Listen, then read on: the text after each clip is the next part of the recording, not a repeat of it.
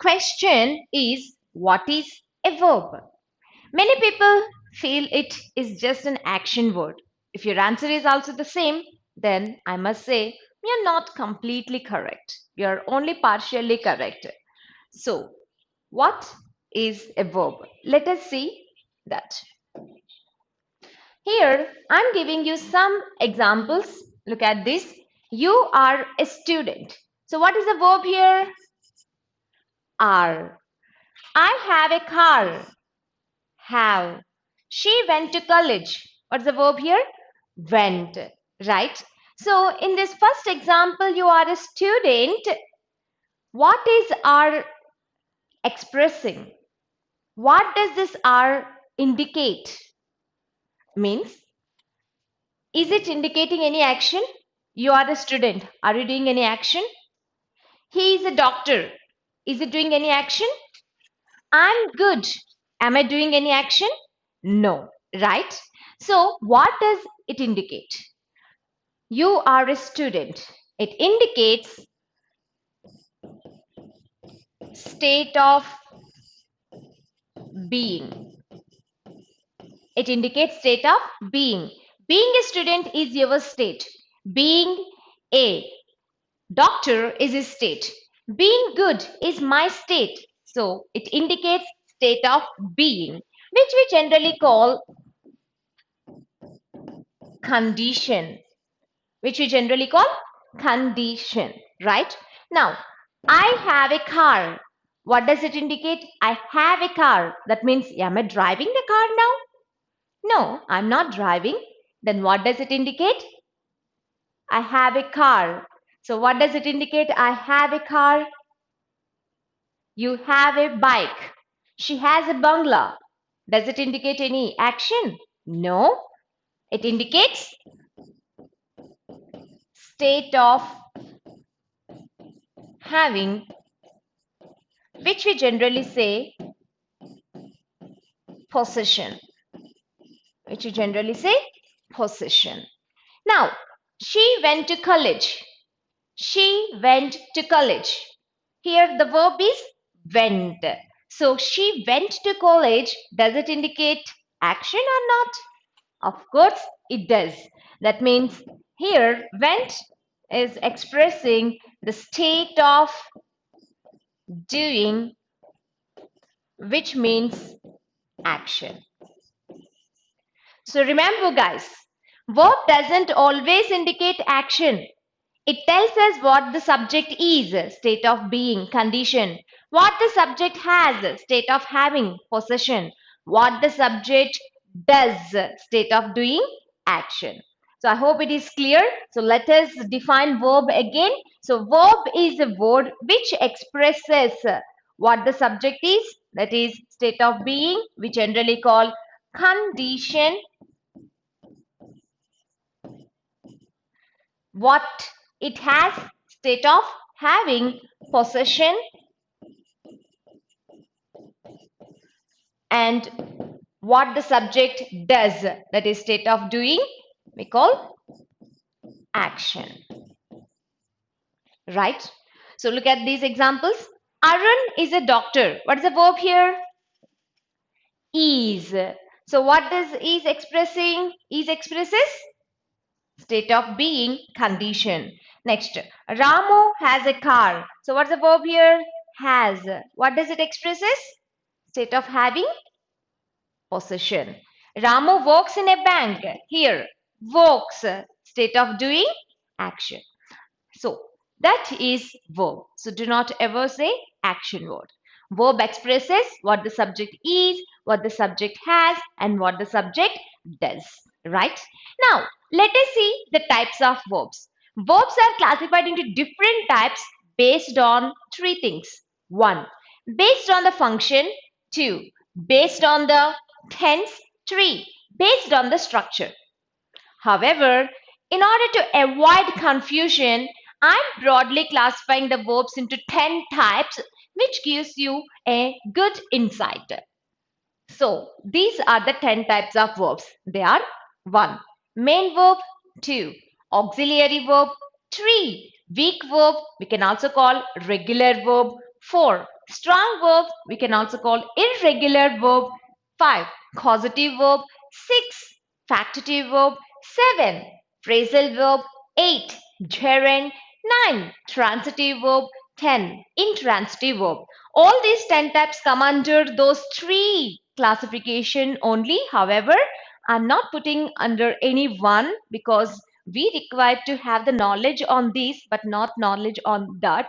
So I'm just broadly classifying into 10 types. Now let us learn one by one. First, main verb. What is main verb? As the name itself indicates, main verb is a verb which happens to be in the main part of the sentence.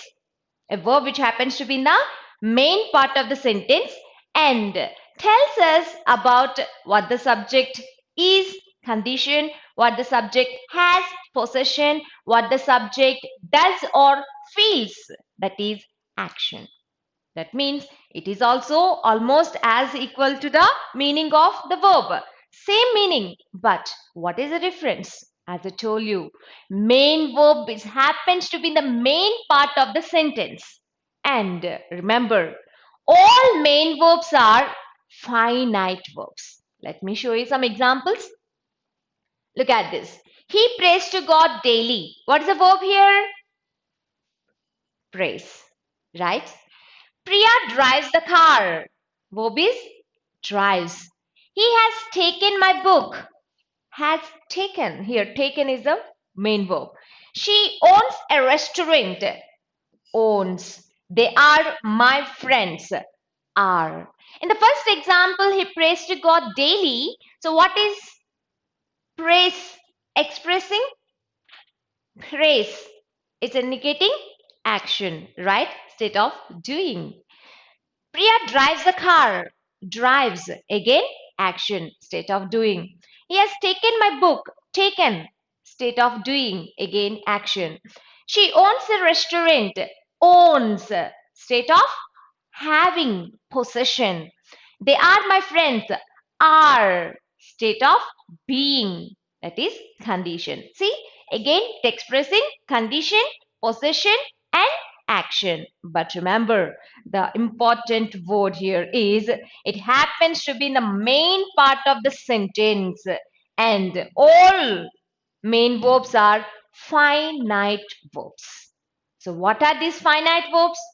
What is meant by happens to be the main part of the sentence? We know the structure of the sentence as subject plus verb plus object, right?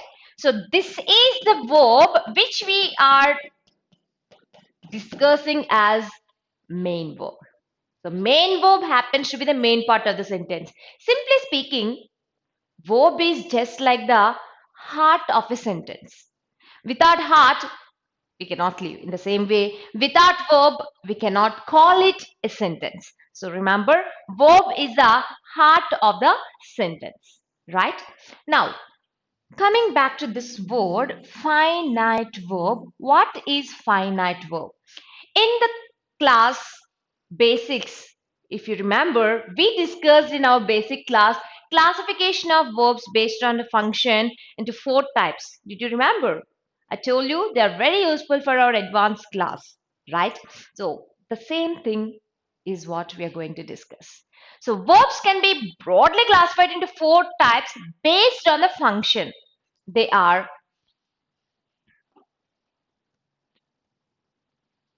finite verb, infinite verb, gerund, and participle adjective.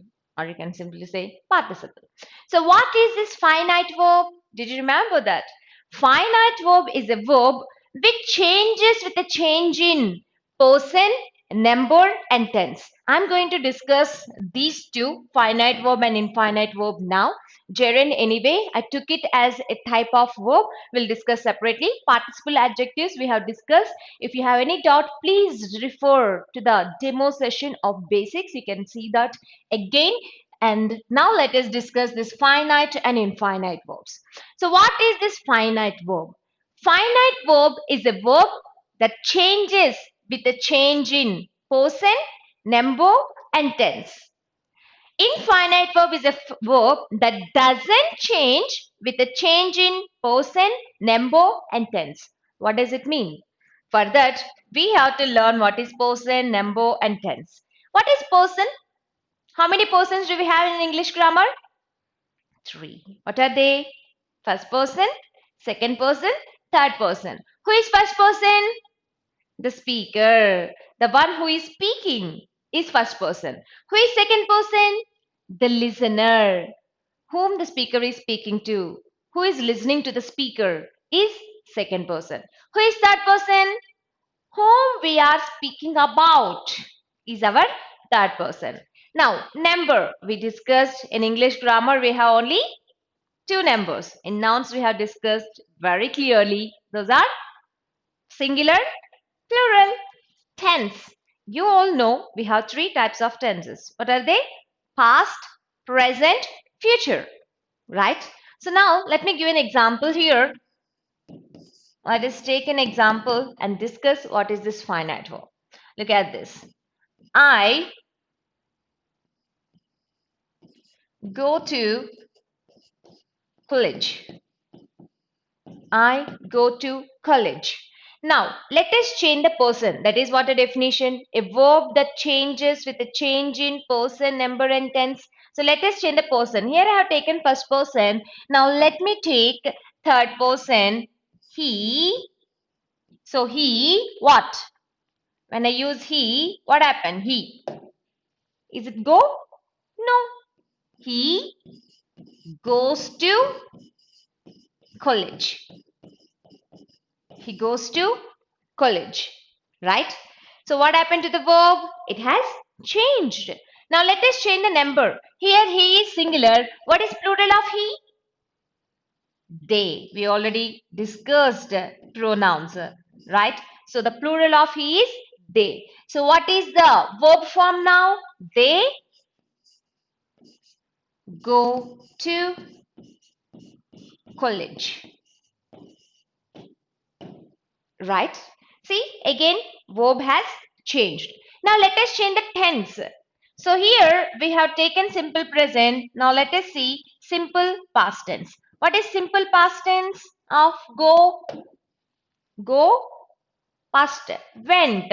So they went again to college. So you can see here, when we changed the verb, verb has changed. When we changed the tense, verb has changed. So look at this one. Go became goes. Goes became go. Again, it became went. When we changed the person, verb has changed. When we changed the number, verb has changed. When we changed the tense, verb has changed. So that is what we call finite verb. A verb that changes with a change in person, number, and tense. And all main verbs are finite verbs. All main verbs are finite verbs. Finite verbs function is verbs only. And coming to infinite verb, what is this infinite verb? Infinite verb is a verb that doesn't change with a change in person, number, and tense. So let us discuss what is that with an example. Now, let me take a simple example. You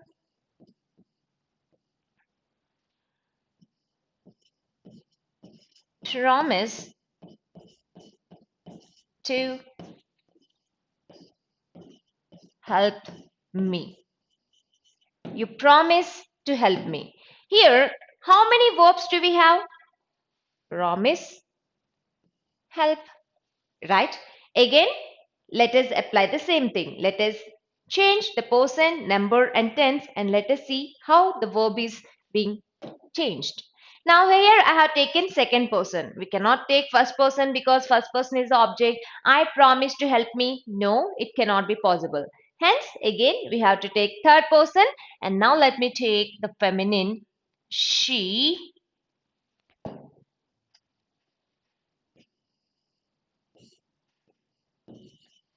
So I have taken she. So what happens to the verb now? She promises, so singular, subject requires singular verb, to help or helps. She promises to help or helps. It is help only. Help me. See what happened to the verb? When we change the person, verb has changed. Right?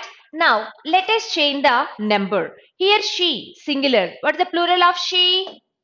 Again, it is they. They, what? They, so plural, we require plural verb. Promise to help me. See, again, what happened to the verb? It has changed. Now let us change the tense. It is in simple present. Now let us make it simple past. So what is simple past? They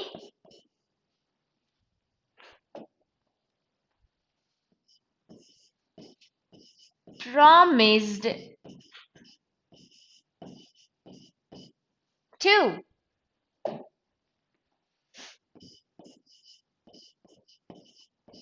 help me. So they promised to help me. See again, when we changed the person, the first verb has changed. When we changed the number, the first verb has changed. When we changed the tense, the first verb has changed. But what about the second verb? Help, help, help, help. It remained same. That means it doesn't change.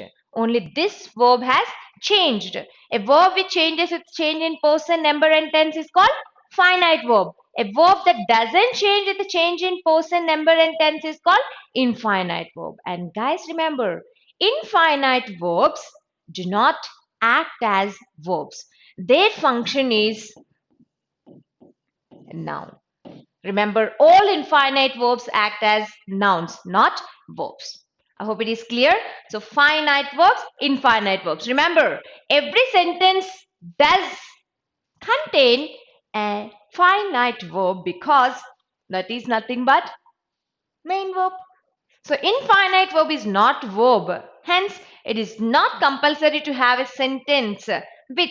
Every sentence doesn't require to have a an infinite verb, but it requires a finite verb because all finite verbs are main verbs. Remember, all main verbs are finite verbs. So, is that clear for main verbs? So, what is main verb? Main verb is a verb which happens to be in the main part of the sentence and tells us about the condition, possession, and action of the subject. And all main verbs are finite verbs. So that is our first type, main verbs. If you have any doubts, please let me know through your comments. We'll discuss. Now let's move on to the next one, auxiliary verbs. What are these auxiliary verbs? Auxiliary verbs can also called helping verbs. By this term, many people know what is this auxiliary verb, right?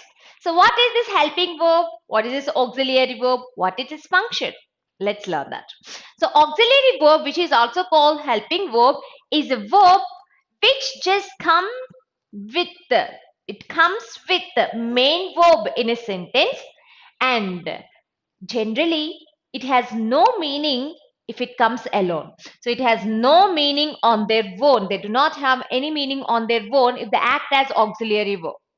For example, he is what? He is. Is it giving sense? No, there is no meaning on their own. So they are required to come with main verbs only. He is listening to class. He is listening to class. See, auxiliary verbs generally come with main verb in order to make the sentence grammatically correct, in order to attain the grammatical structure of the sentence. And do remember, they do not tell us much alone. He is what? Is it giving sense? He is what? There is no sense. So remember, auxiliary verbs generally come with main verbs. Now, A helping verb works with a main verb. Why? Why do we require a helping verb? To help us understand what action is taking place. If you remember, if you remove this one, he listening to class. He listening to class. What? When? Where? There is no sense. He is listening to class. That means now. So it talks about when the action is taking place and what action is taking place. So is that clear? So auxiliary verb is a verb which doesn't have any meaning individually, but it requires to attain the grammatical structure of the sentence, and hence it comes with the main verb. Auxiliary verb is placed before the main verb. First auxiliary verb comes and then main verb. Auxiliary verb is placed before main verb. And another thing, auxiliary verbs help us understand when and what action is taking place. Right? Now, I'm going to give uses of auxiliary verbs. Auxiliary verb is not a small concept. It is a big concept and very important concept, guys. So please give me your ears and listen. So auxiliary verbs uses, common uses, because I will be discussing types of auxiliary verbs and individual uses also. However, commonly they have four usages or 4 points which you have to learn. So let's see what are those four. First point, auxiliary verbs, is it required for every sentence to have? No, it is not mandatory for a sentence to have an auxiliary verb. It is not required to have an auxiliary verb in every sentence. For example, Ajay likes cricket. Subject, verb, object. Do we have auxiliary verb? No, because it is not necessary to have an auxiliary verb in every sentence. So then when do we use auxiliary verbs? Generally, I'm telling generally. That means there are many other usages and exceptions also. But generally, auxiliary verbs are used when there is a main verb in V4 form. If main verb is in V4 form, remember, compulsory, we require to use an auxiliary verb. That is must. For example, they are running in the playground. So here running is a main verb and are is the auxiliary verb. See, it is very definite to have an auxiliary verb before the main verb which is in V4, right? Next one. Generally, as I told you, auxiliary verbs comes before main verbs. That means auxiliary verbs and main verbs are placed close to each other, and no other word can be placed in between an auxiliary verb and a main verb. There cannot be any word between auxiliary verb and a main verb except only one word can divide them, that is not. Generally speaking, only not can divide auxiliary verb from main verb. Otherwise, no word is required to place between auxiliary verb and main verb. Look at this one. Raju, subject, could, auxiliary verb, find, main verb. See what has divided it? What has divided them? Not. Raju could not find his books. Raju could not find his books. So not is the only word which can separate an auxiliary verb from main verb. Right? Now the fourth one. For one main verb, how many auxiliary verbs can we place? I repeat my question. For one main verb, how many auxiliary verbs can we place? Do answer now. For one main verb, take any sentence as an example and check how many auxiliary verbs can we place for one main verb. 1, 2, 3, 4, 5 or more than 5? How many? How many auxiliary verbs can we use for one main verb? That means main verb can be preceded by how many auxiliary verbs? Is it 1, 2, 3, 4, 5 or more than 5? What is the number? Guys, this is a question for you. So Swapna answered it as 1. Okay. Any other? Fast. How many auxiliary verbs can we place before a main verb? Yes, guys? Any idea?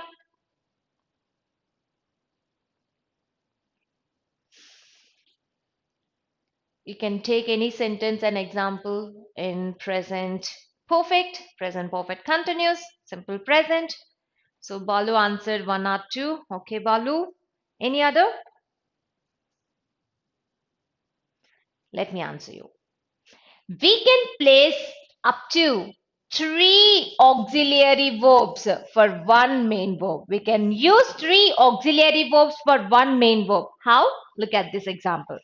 The dog, subject, must have been chasing the cat. See, chasing is the main verb, right? Must have been. All these 3 are auxiliary verbs. So remember, for one main verb, we can use up to 3 auxiliary verbs, not more than 3. We can use 1 in general sentences like are running. We can use 2 in perfect tense, has taken.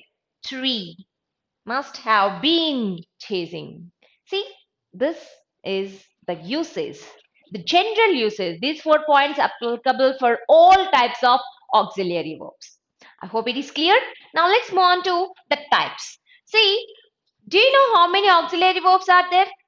So Srinivas Rao mentioned it as I think 1. So I guess Srinivas Rao, it is clear to you. We can place in fact up to 3 auxiliary verbs.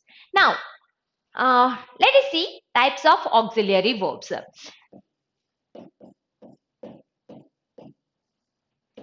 So before learning the types, do you know how many auxiliary verbs do we have?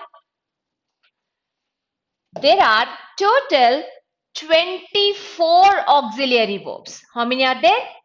24 auxiliary verbs are there. These 24 auxiliary verbs are classified into 2 types. These 24 auxiliary verbs are classified into 2 types. 1. Primary auxiliary verb. 2. Modal auxiliary verbs. So what is this primary? What is this modal? Let us see. How many are there primary auxiliary verbs? Means there are 11 primary auxiliary verbs. And remaining are modal, there are 13 modal auxiliary verbs. Is that clear? So auxiliary verbs are total 24 in number. Those 24 auxiliary verbs are classified into 2 types. Primary auxiliary verbs 11 in number. Modal auxiliary verbs 13 in number. So what are those 11 primary auxiliary verbs? They are be forms. So what are these be forms? Means is, am, are, was, were. So these are the be forms. The actual be forms are be, been, being. They are used only in passive voice. But these are the be forms in general. And second one, do forms. So what are these do forms? You know them? Do, does, did.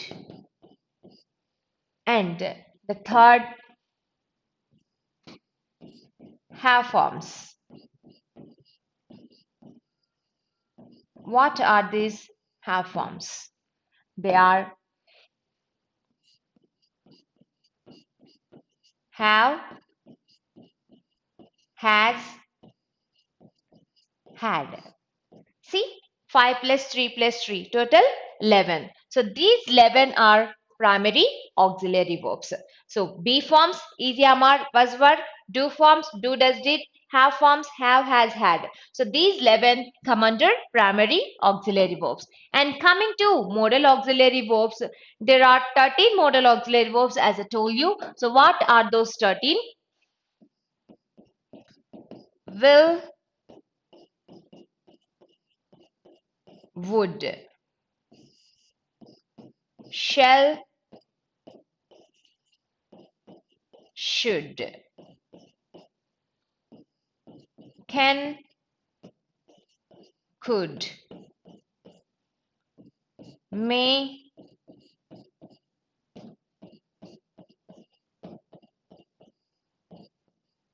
might, need, dare,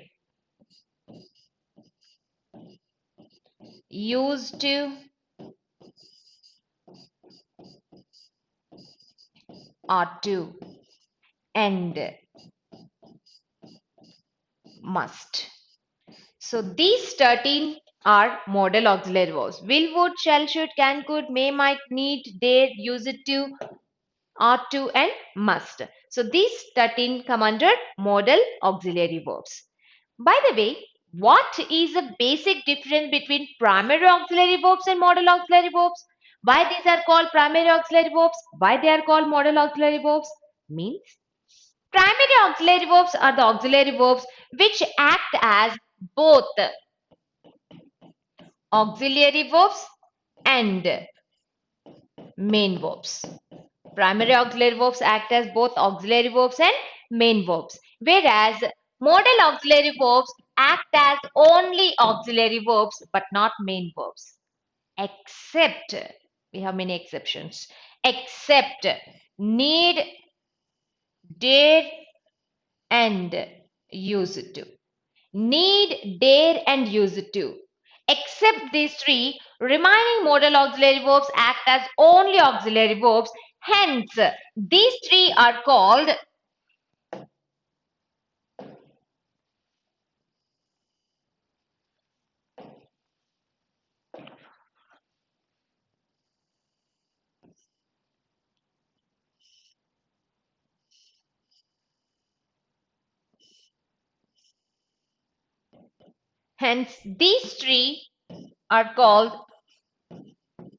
semi-modal auxiliary verbs. They are called semi-modal auxiliary verbs because they can act as auxiliary verbs as well as main verbs. So is that clear? So why we call primary auxiliary verbs? Why these are modal auxiliary verbs? Means primary auxiliary verbs are the auxiliary verbs which act as both auxiliary verbs as well as main verbs. That's why we use you are a student. There, what is the verb? Are. That are is the only verb and it's acting as main verb. Whereas you are listening to class. Are listening. Their main verb is listening. Are is auxiliary verb. That means they act as auxiliary verbs as well as main verbs. But can we say she will what? She will tomorrow. She will tomorrow what? Is it giving any sense? No. She may tomorrow what? There is no sense because they cannot act as main verbs. They can act as only auxiliary verbs. She will come tomorrow. We require a main verb. You may come tomorrow. It requires a main verb. And remember, generally speaking, modal auxiliary verbs are followed by main verbs in V1 form. Generally speaking, modal auxiliary verbs are followed by main verbs in V1 form. Will do, would do, shall go, should go, can do, could do, may take, might take. They can act as only auxiliary verbs and they are followed by main verbs in V1 form generally. However, in perfect tenses, we can also use in different ways. So this is a basic difference between primary auxiliary verbs and modal auxiliary verbs. So look at this again. So primary auxiliary verbs are 11 in number, modal auxiliary verbs are 13 in number. So those 11 are be forms, do forms, have forms, is, am, are, was, were, do, does, did, have, has, had. Those 13 are will, would, shall, should, can, could, may, might, must, ought to, need, dare, and use it to. So need, dare, and use it to. These three are called semi-modal auxiliary verbs because they act as auxiliary verbs as well as main verbs, whereas the remaining act as only auxiliary verbs. Look at this. Primary auxiliary verbs act as auxiliary verbs as well as main verbs. My father is a teacher. So here is main verb. He is teaching English. So is auxiliary verb. Teaching is main verb. Now look at this. I need your help. Here need is acting as main verb. I need your help. She need not come here. Here need is acting as auxiliary verb. Main verb is come. I hope it is clear. Now, we are going to discuss individual usage. As I told you, auxiliary verbs is a big concept as well as very important concept for examination sake because you should know when to use will, when to use would, when to use will, when to use shall, when to use can, when to use could or should and would. All these we have to discuss individually their uses. And here also we discuss the uses of be forms, do forms and have forms. So far, I have given you the overall usage. The 4 points are applicable for all these 24 auxiliary verbs. It's not mandatory for every sentence to have an auxiliary verb. Second, whenever auxiliary verb is there, generally, whenever main verb is there in B4 form, definitely we require to use an auxiliary verb. 3. No word can separate an auxiliary verb from main verb except not. Not is the only word which can separate auxiliary verb from main verb. 4. We can use up to 3 auxiliary verbs for one main verb. So these 4 points are applicable for all these 24 auxiliary verbs. However, we have individual usage. That is what we are going to discuss. And I told you in examination, so how you are going to face means you are going to face in fillers. Fill in the blanks, close test, sentence, improvements,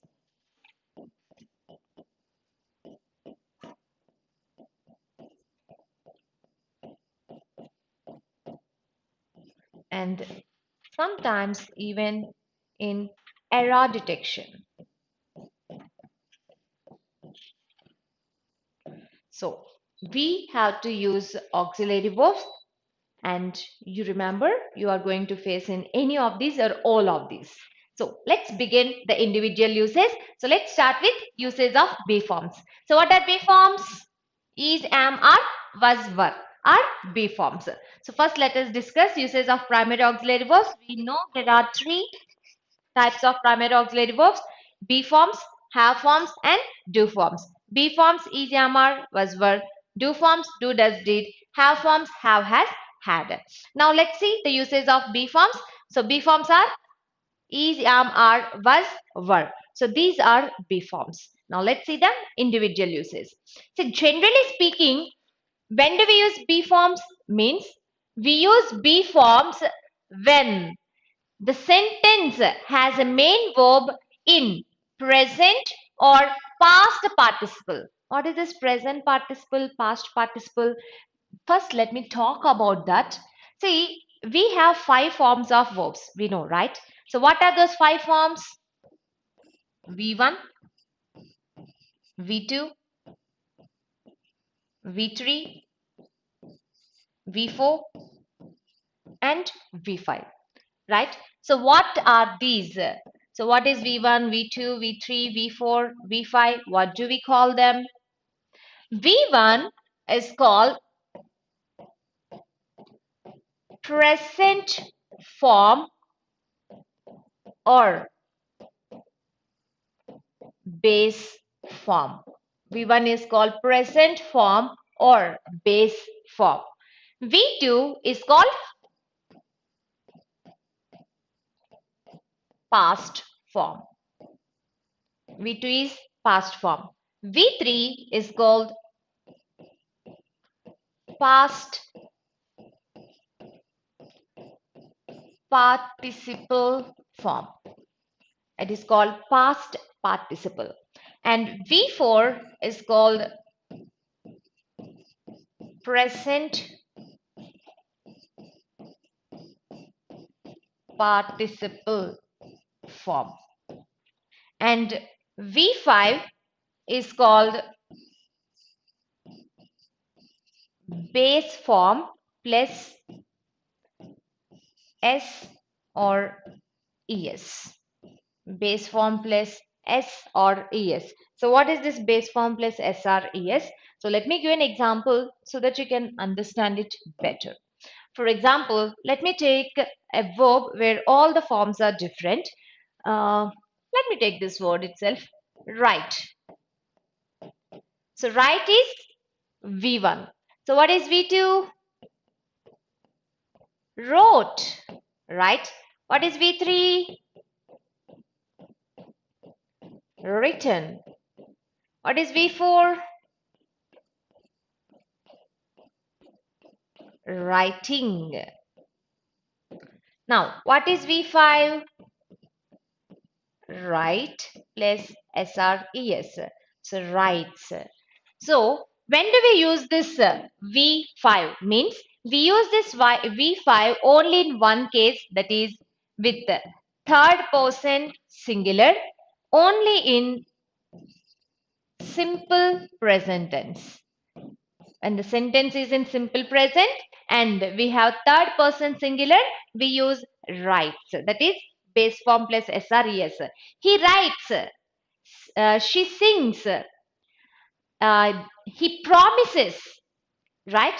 So that is for third person singular, simple present. So now you have an idea of their names. V1 is nothing but past present form or base form. V2 past form. V3 past participle. V4 present participle. V5 base form plus SR ES. Now let's go back to the usage. I told you be forms are used when main verb is in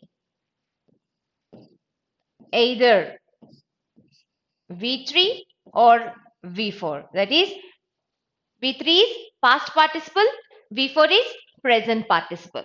So remember, main verbs when they are in V3 or V4, past participle and present participle, we use these be forms. When with present participle, when with past participle means we use with past participle when the sentence is in passive voice. You know voice, two types, active voice and passive voice. So we use this V3, main verb in V3 when the sentence is in passive voice. We use main verb in V4 when the sentence is in active voice. Do remember this. Now let's see some examples. I am going to college. I am going to college. Going. V4 present participle. So am. They are playing at stadium. Are playing. Playing. V4 present participle are. We are watching a movie in my house. Again, V4 are. He was beaten by a better player in the chess. You can see here, beaten is V3, past participle, and was beaten. It is in passive voice. They were running, V4. It's in active voice, present participle, and here is the verb. See, we used is, am, are, was, were with V3 or V4. V3 passive voice, V4 active voice. Right? So this is our first usage. So is, am, are, was, were are the be forms. Is, am, are present tense be forms. Was, were are past tense be forms. So they are generally placed before V3 and V4 in passive voice and active voice respectively. That's our first usage. Now let's see the second usage. We use these be forms to make simple questions. To ask simple questions like, is your mobile phone new? Is your mobile phone new? Are they quarreling among themselves? Were they embarrassed by your action? Was it your brother who came with you yesterday? See here, is, are, was, were. We used to make questions. Are you listening? Are, again, it's a question, right? So we use them in making simple questions like yes or no questions. That is our second usage. Moving on the third usage, that is the actual thing which everyone knows. That is, be forms are used to show continuous action, the action which is in progress. We use be forms to show continuous action. Look at this. They were watching TV when theft occurred. They were watching TV when theft occurred. Were watching. Past continuous. Action going on. Past continuous. We were playing in the ground when the accident took place. Were playing. Again, past continuous. She is taking her lunch now. Is taking. Present continuous. I am going to library. Am going. Present continuous. So generally, be forms are used to indicate action which is already in progress. Action which is already in progress. That means continuous action. So these are the three usages of be forms. First one, we use be forms with main verbs in V3 and V4 forms. V3, past participle in passive voice. V4, present participle in active voice. 2. Be forms are used to make simple questions. 3. Be forms are used to indicate action which is in progress, the continuous action. So these are the three uses of be forms. If you have any doubt, please let me know through your comments, guys. We'll discuss that. Now, let us see the next one, that is do forms. What are do forms? Do, does, did. All these three are do forms. So when do we use these do forms? Let us see one by one.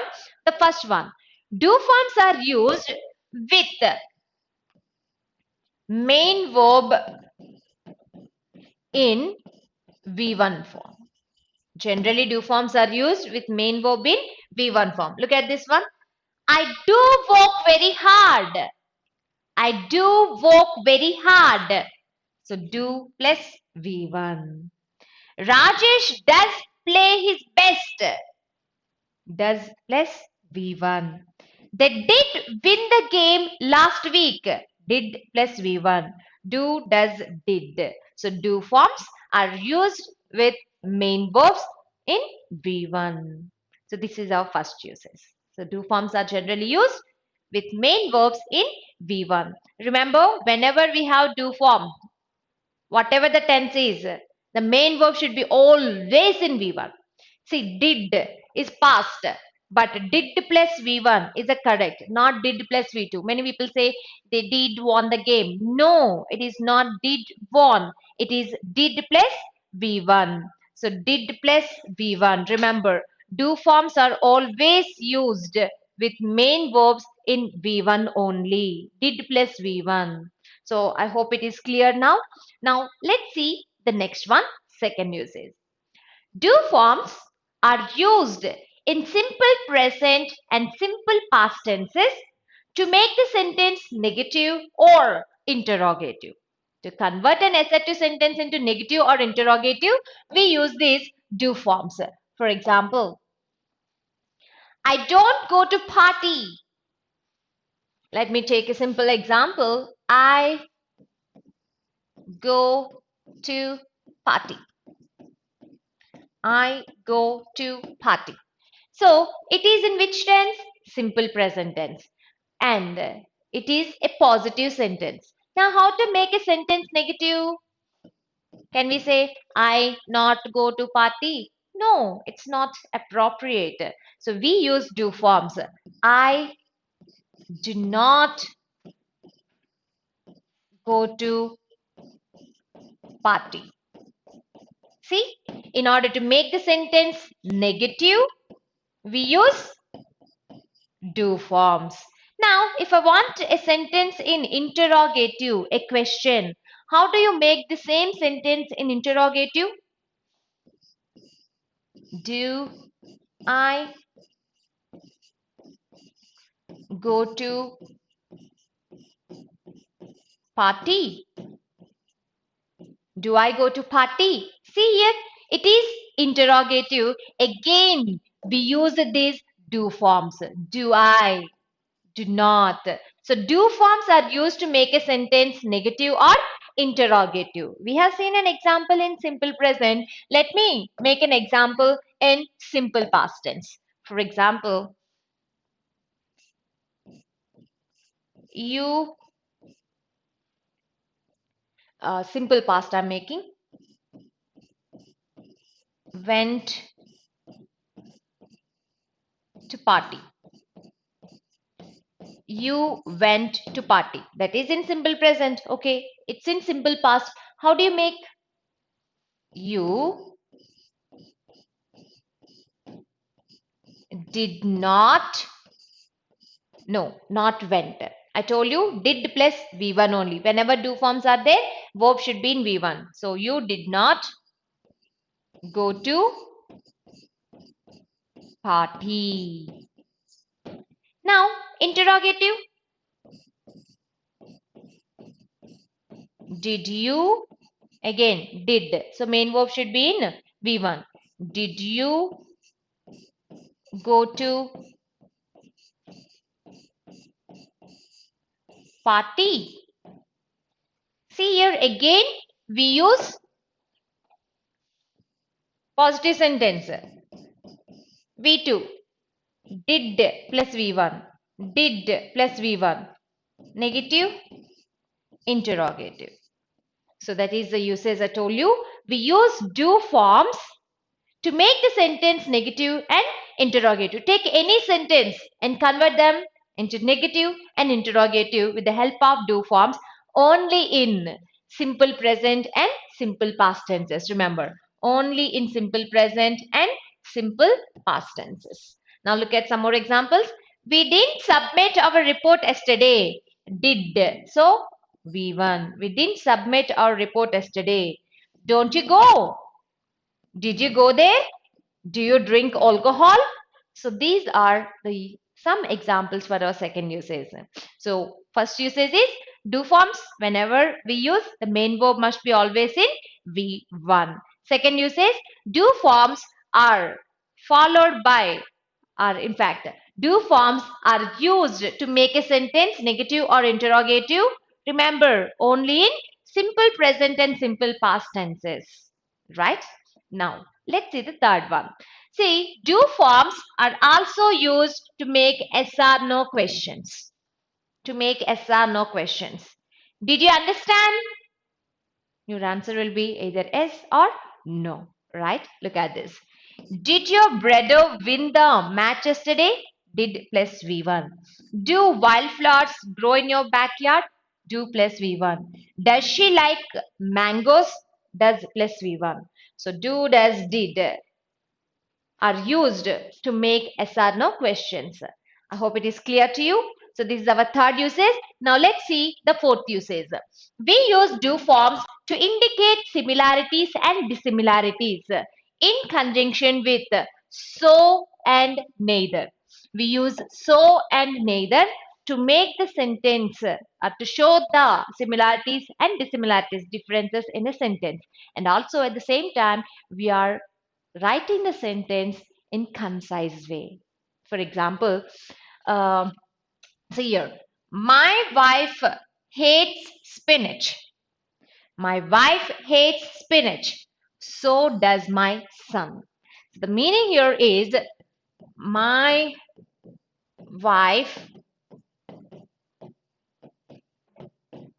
hates spinach. My son hates spinach. So there are two sentences. My wife hates spinach. My son hates spinach. Now I want to make it a single sentence. But I don't want it to be too lengthy by saying my wife hates spinach and my son hates spinach. It is so lengthy a sentence. And you can ask me, why don't we use and you can put it like my wife and my son hate spinach. But I don't want in that way. I want to go with little emphasis and I want to make the sentence concise too. So I use do forms because I want to show the similarities here and I make the sentence my wife hates spinach as it is first sentence and I've used so as a conjunction because similarities. So does my son. What is the does refer to? So here, so does refer to hate spinach, right? Now look at this one. She doesn't like cricket. She doesn't like cricket. So here it is a negative. So I take neither. Neither do I. She doesn't like cricket. I do not like cricket. So she doesn't like cricket. Neither do I. Look at this one. I completed my homework. So did my friend. Similarities. Right, guys? So remember, do forms can also use to indicate similarities and dissimilarities. Now let's see the next one. See, these do forms are used to avoid the repetition of the verb and to make the sentence concise. If you want to write the sentence concisely, or if you want to make the sentence concise, use do forms like Ashish excelled in linguist studies. So did his brother. Rather than saying his brother excelled in linguist studies, I simply use so did, just like the before, to show similarities. Now look at this. Rahul studies as hard as his sister does. That means his sister studies hard. See, we condense the sentence. Ramya swims as fast as I do. I swim fast. And Ramya also swims as fast as I do. See, here we are condensing the sentence to avoid the repetition of the verb. We use do forms. So this is our next uses. Moving on to the next one. Do forms are also used to indicate emphasis to an entire sentence. You know emphasis, right? We discussed emphatic pronouns, right? So we use do forms to add emphasis to an entire sentence. Like, he likes spinach. Don't you believe? He does like spinach. I can say, he likes spinach. But I want to give emphasis. Don't you believe? He does like spinach. He really does. I'm adding more emphasis by taking one more sentence. Look at this one. I did complete the task. You can simply say, I completed my task. But I wanted to add emphasis and I'm saying, I did complete the task. Now look at this one. You do work hard. You can simply say, you work hard. But I wanted to give more emphasis and I'm saying, you do work hard. Next, they did come to the party. You can say they came to the party, but no emphasis.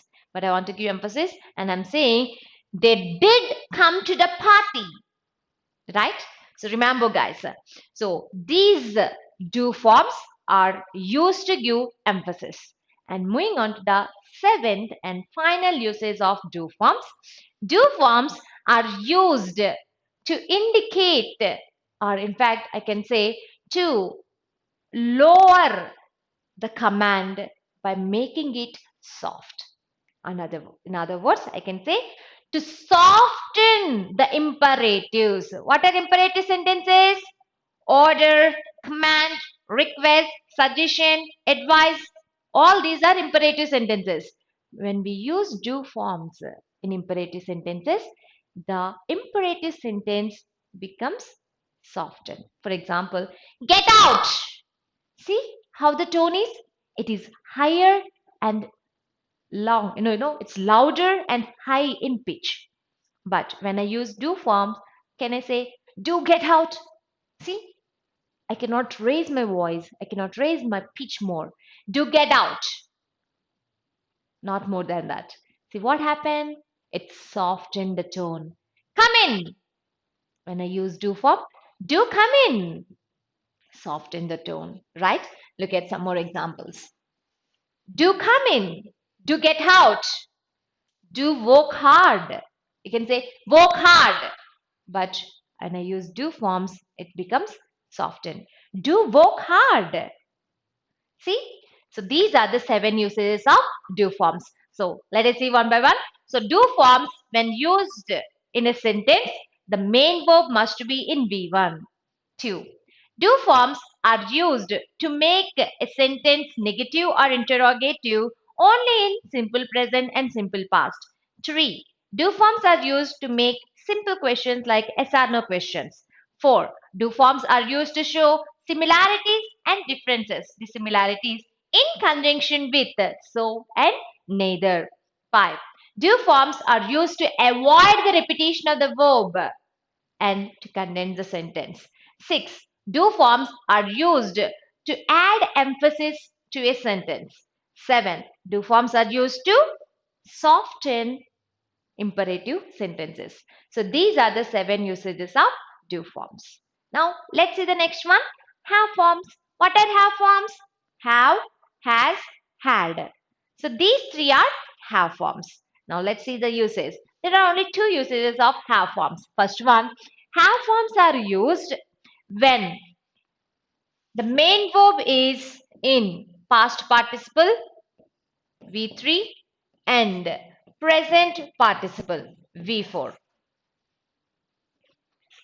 Have forms are used when the main verb is in past participle V3 and present participle V4 when means in perfect tense and perfect continuous tense. When the sentence is in perfect tense, either present perfect, past perfect, or future perfect, or perfect continuous tense, present perfect continuous, past perfect continuous, or future perfect continuous, we use these have forms. Let us see some examples. I have eaten all of my food. Have plus V3, present perfect.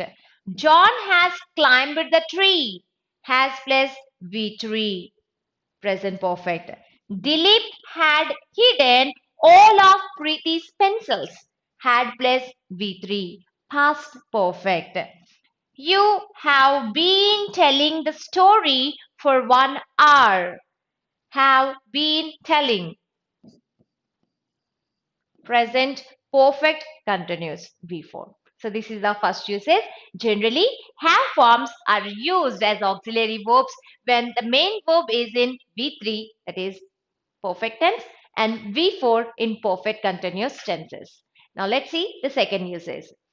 Have forms when used with to infinitive. We have discussed infinite verbs. Infinite verbs are generally 2 types. 1. To infinitive, nothing but 2 plus V1. 2. Bare infinitive, only V1. So when have combined with to infinitive, that is 2 plus V1, it gives the meaning of must plus that V1. For example, I have to have a car like that. That means I must have a car like that. She has to pay her own tuition at college. That means she must pay her own tuition at college. He has to have been the first student to try that. That means he must have been the first student to try that. You have to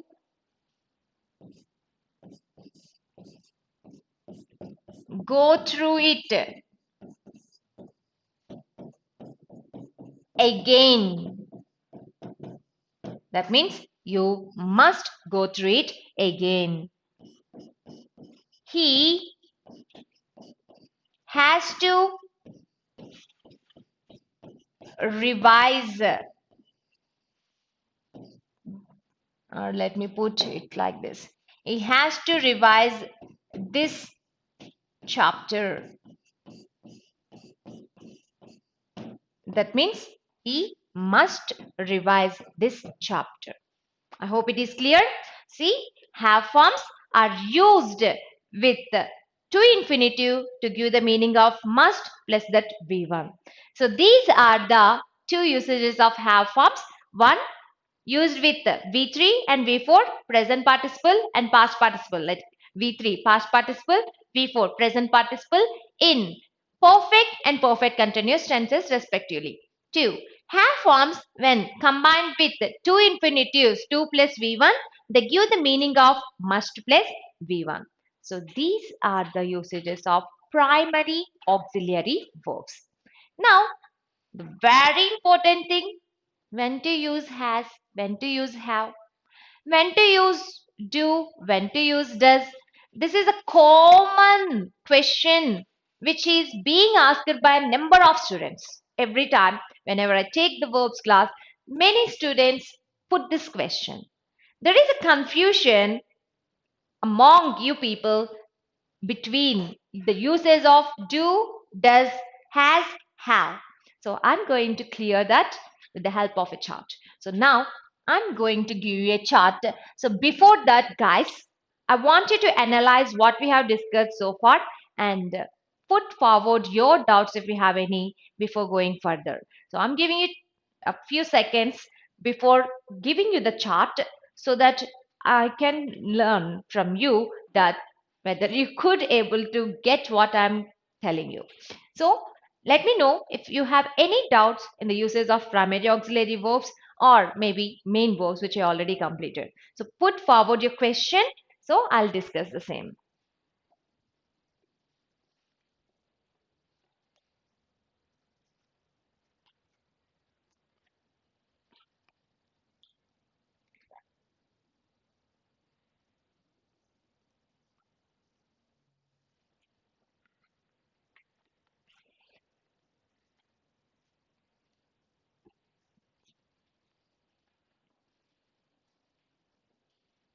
No questions? Right then, let's move on to this chart.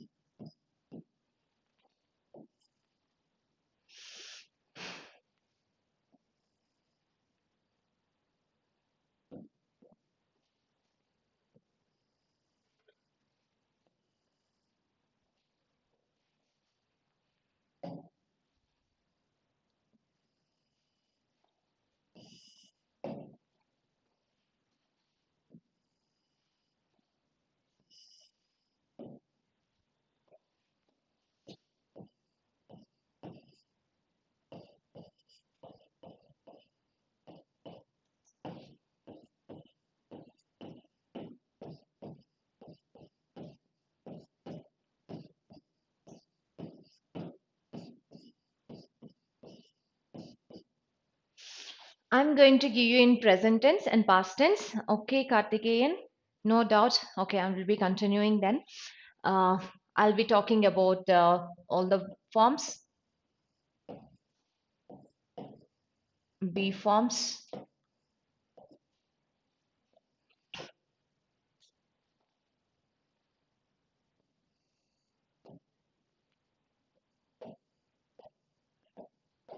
do forms,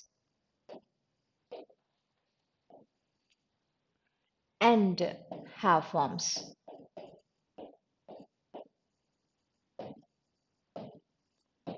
Fine.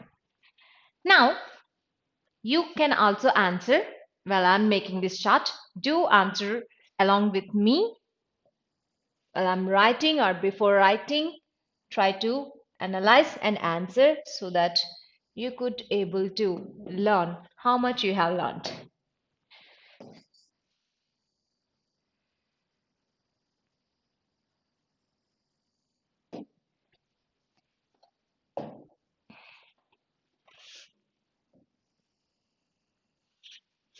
Right, guys, here we go. Uh,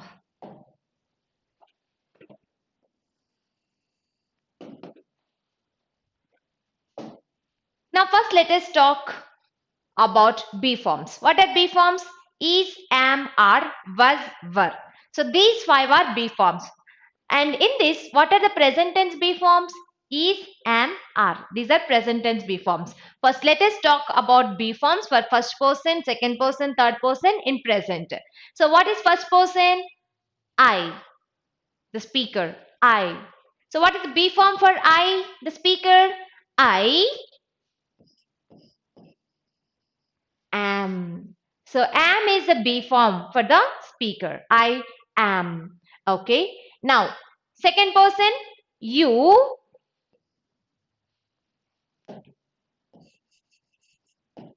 you are. So are is the be form for second person. And third person, singular, present tense be form. He is, she is, it is. So am, are, is. So am, is, are. So these are the present tense be forms. So we have seen for first person, second person, third person. Now what are past tense be forms? Was, were, right? Now I takes what? I, singular. So I was, right? Now what is the plural? Sorry, second person singular. You, past tense. You were. You were. Now, third person, he was. She was. It was. So these are for singulars. Now, what about plurals? So far what we discussed are for singulars. Now, what about plural forms?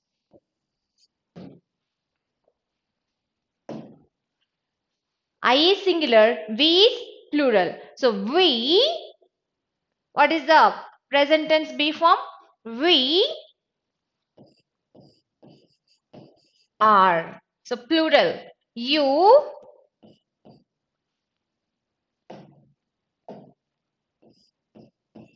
are. Next, they are. So singular, plural also we are going to discuss. Now past tense. We, plural. So we were.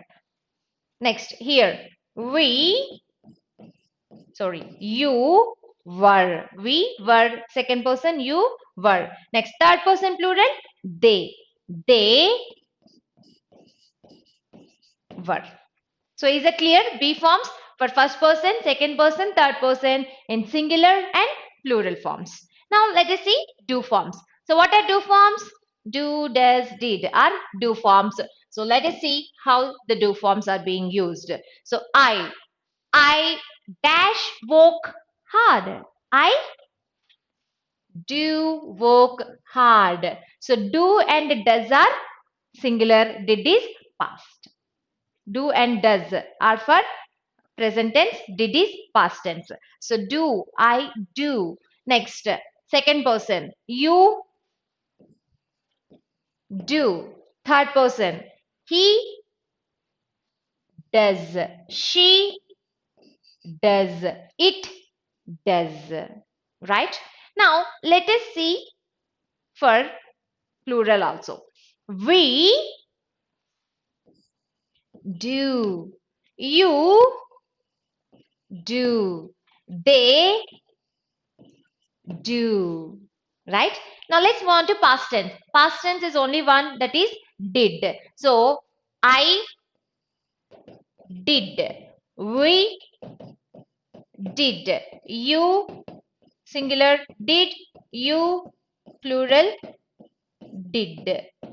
Next, he did, they did, because there is only one past tense form, that is did. Now let us see have forms. Have, has, had are have forms. Have, has present tense, had past tense. Now first person singular, I dash a car, I have a car. Right? Next, second person singular, you dash a car, you have a car. Third person singular, he dash a car, he has a car, she has a car. Right? Now let us see for plurals also.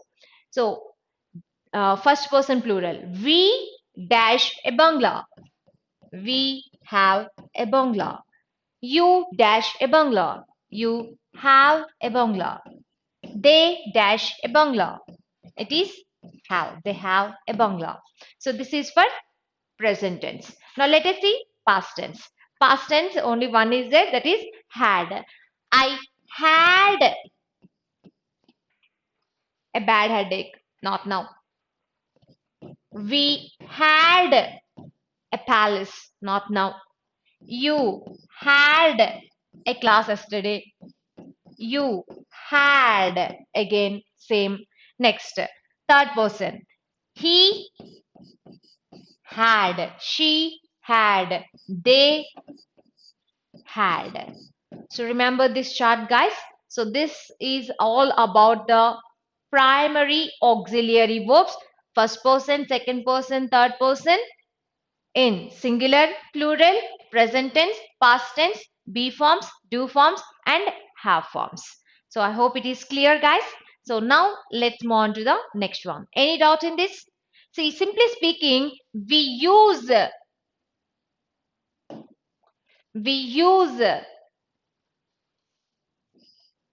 is, does,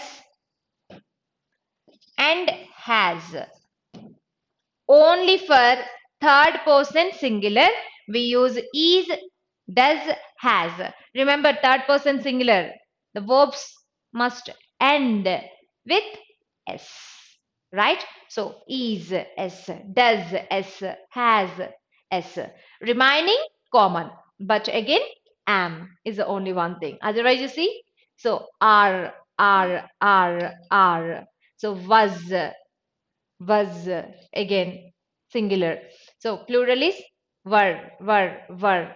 So did, here did is common. Do, only here does. Have, only here has, have. So only in third person singular the primary auxiliary verb changes with is in be form, does in do forms, has in have forms. So I hope it is clear. So let's move on to the next one, that is usage of modal auxiliary verbs. So what are modal auxiliary verbs? The auxiliary verbs which act as only auxiliary verbs but not main verbs, except we have discussed an exception, that is except need, dare, and use it to.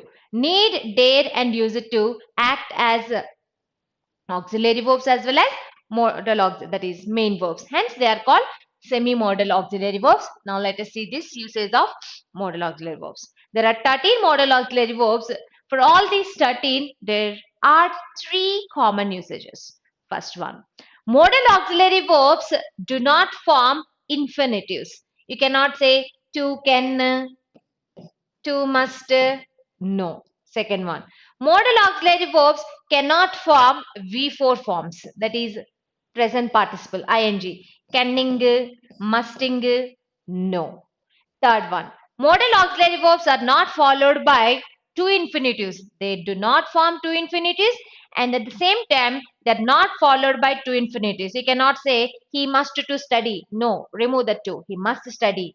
We should to have studied well. No, we should have studied well. No, to. Sita will to come. No, Sita will come tomorrow. So remember, modal auxiliary verbs do not form infinite verbs to infinitives. Modal auxiliary verbs do not form ing forms, V4, present participles. Modal auxiliary verbs are not followed by two infinitives. No two after modal auxiliary. So these are the 3 common usage. Now let's see the first one, will. When do we use will? Again, we require persons.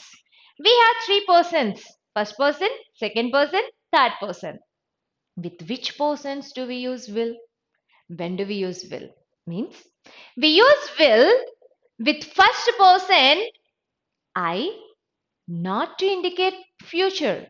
Generally, will shall we use in future tense to indicate future. But will with first person is used to show certainty. I will come tomorrow means certainly. It indicates certainty. Look at this example.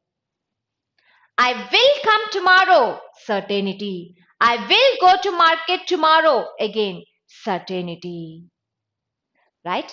When used with second and third persons, will indicates pure future. It indicates pure future. For example, he will give you a lift.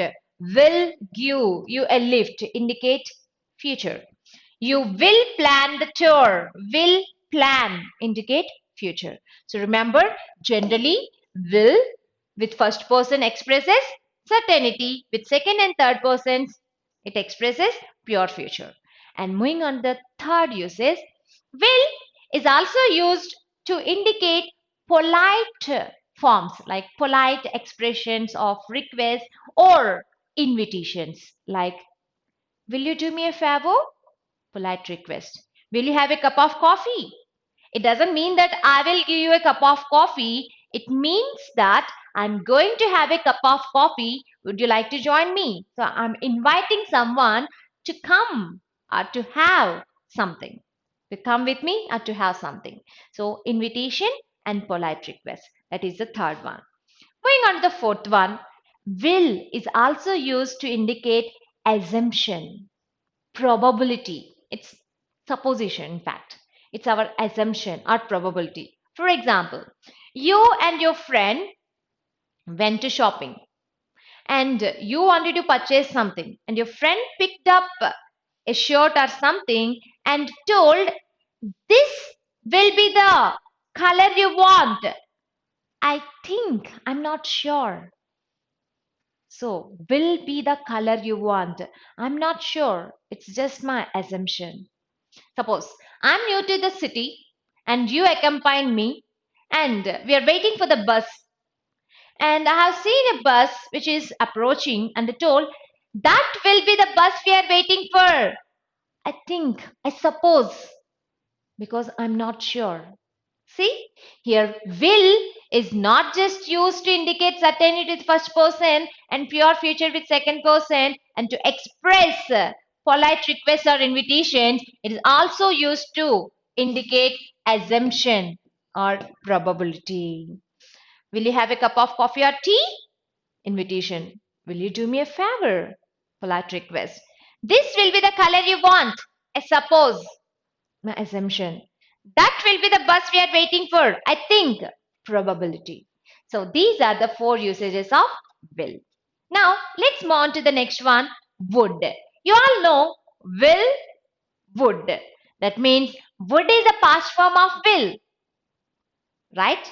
So it indicates past possibilities. First usage, polite request, present only. Second usage. For example, would you please do me a favor? It is more polite than will. Will you do me a favor? But if you use would, it become more polite, more formal, like would you please do me a favor? See, would you please do me a favor? It indicates more politeness, more formal. Would you please give me a glass of water? Would you please give me a glass of water? So, more polite form. So, polite request. Next, I would have studied well. Now, if you think I would have studied well, can it be possible? Past possibilities, not present. I would have taken your suggestion. I suggested you, but you didn't follow my suggestion. And now you are saying, I would have taken your suggestion. But if you take now, can you bring the time back? No. Past possibilities. I would have done it, but you didn't do. So, time has gone. It's completed. So, past possibilities. So, these are the two usages. One, polite request.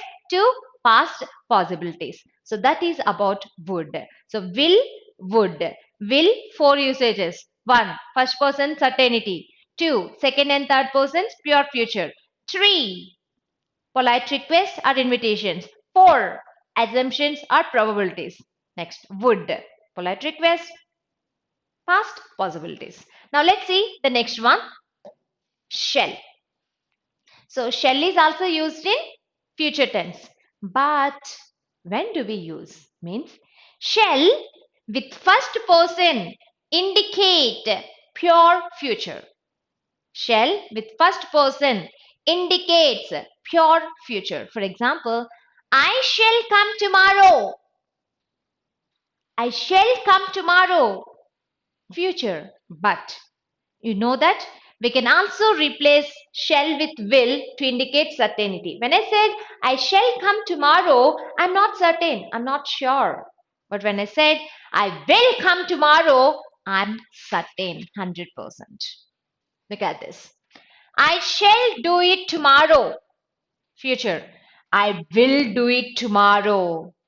Certainty. I hope it is clear. Now, shall with second and third persons. See, every coin has two sides. In the same way, shall generally we think it is a soft word. It will be used to indicate future. No, it also had another side which indicates threat or obligation. So, shall, when used with second and third persons, it indicates threat or obligation. For example, look at this one. You shall be punished for your crime. Obligation. You shall be punished for your crime. It's indicating obligation. Next. He shall not leave this premises. Threat. He shall, excuse me, he shall not leave this premises. It's a threat. So shall with the second and third persons indicate obligation and threat, whereas with first person it indicates pure future. Right? Now let us see the next word, should. Shall, should. Obviously, should is a past form of shall. However, the usage is completely different. That is, should is generally used to indicate compulsion, obligation, desirability, promise, and duty. You should come in time. You should work hard. Look at these examples. Boys, you should study well. That's your duty. You should come tomorrow. Obligation. You should be in time. It's compulsion. One should obey one's parents. It's desirability. So, should generally indicate duty, obligation, desirability, compulsion, and promise. As I told you, every coin has two sides. Should generally used with strong tone and people feel it as a strong word. No. Should also has a soft tone. It has a soft corner, the soft angle when it is used with like. Should in combination with like is used to indicate polite request. So should used to indicate polite request when combined with like. For example, I should like you to visit our house. That means you're politely inviting someone to visit your house. I should like you to help her. You're requesting someone politely to help her. See, should plus like, polite. Shall, future, but shall also indicate obligation or threat. So these are the uses of shall and should. Now let's see the next one, can. What do you mean can? I can do it, you can do it, he can do it. What is it mean can? Can means ability. The word can itself means ability. So that is our first usage for can. So can generally used to express the ability. Raju can run very fast. Raju can run very fast. It is his ability. Arun can swim in the sea waters. It is his ability. Now, can doesn't always indicate ability. It also used to express possibility, permission, polite expressions like request. So here permission in the sense, don't misunderstood with taking permission. It is not taking permission, it is giving permission. You can never say, can I come in? No, it is not. It is not the correct way to take permission. For example, for possibility, the clouds are dark. It can rain at any time. We are talking about possibility of raining. You can take leave tomorrow. I told you, permission. It is not taking permission, it is giving permission. You can take leave tomorrow. Next, Ramu, can you do me a favor? Here it indicates polite request, polite expression. So these are the usages of can. So can is used to express ability and also indicate possibility, permission, polite expressions like polite requests. So these are the three uses of can. Now let's move on to the next one, could. We know could is the past form of can. So it indicates past ability. He could run very fast. When? In the past, not now, because it indicates past ability. When he was young, he could run very fast. When he was young. That means now he's not young. When I was young, I could play football with my father. When I was young, not now. It indicates past ability. And it also indicates past possibility, past permission. It also indicates past possibility and past permission. Like, you can take leave tomorrow. And now the manager said that he could go, past permission. He could work rigorously when he was in his teenage, past possibility. He could work rigorously when he was in his teenage. So these are the two uses of could. Can, ability, possibility, giving permission, polite expressions. Could, past ability, past possibility, past permission. Right? Now let's see the next one, that is may. When do we use may? Okay, you know, may I come in? Yes, exactly. But generally, may is used in formal English to express wish. May God bless you. May you live longer. Right? So, may is used to express a wish in formal English. May God bless you. May you live longer. That is the first uses. And may, it indicates Possibility. First thing. Polite request and asking for permission.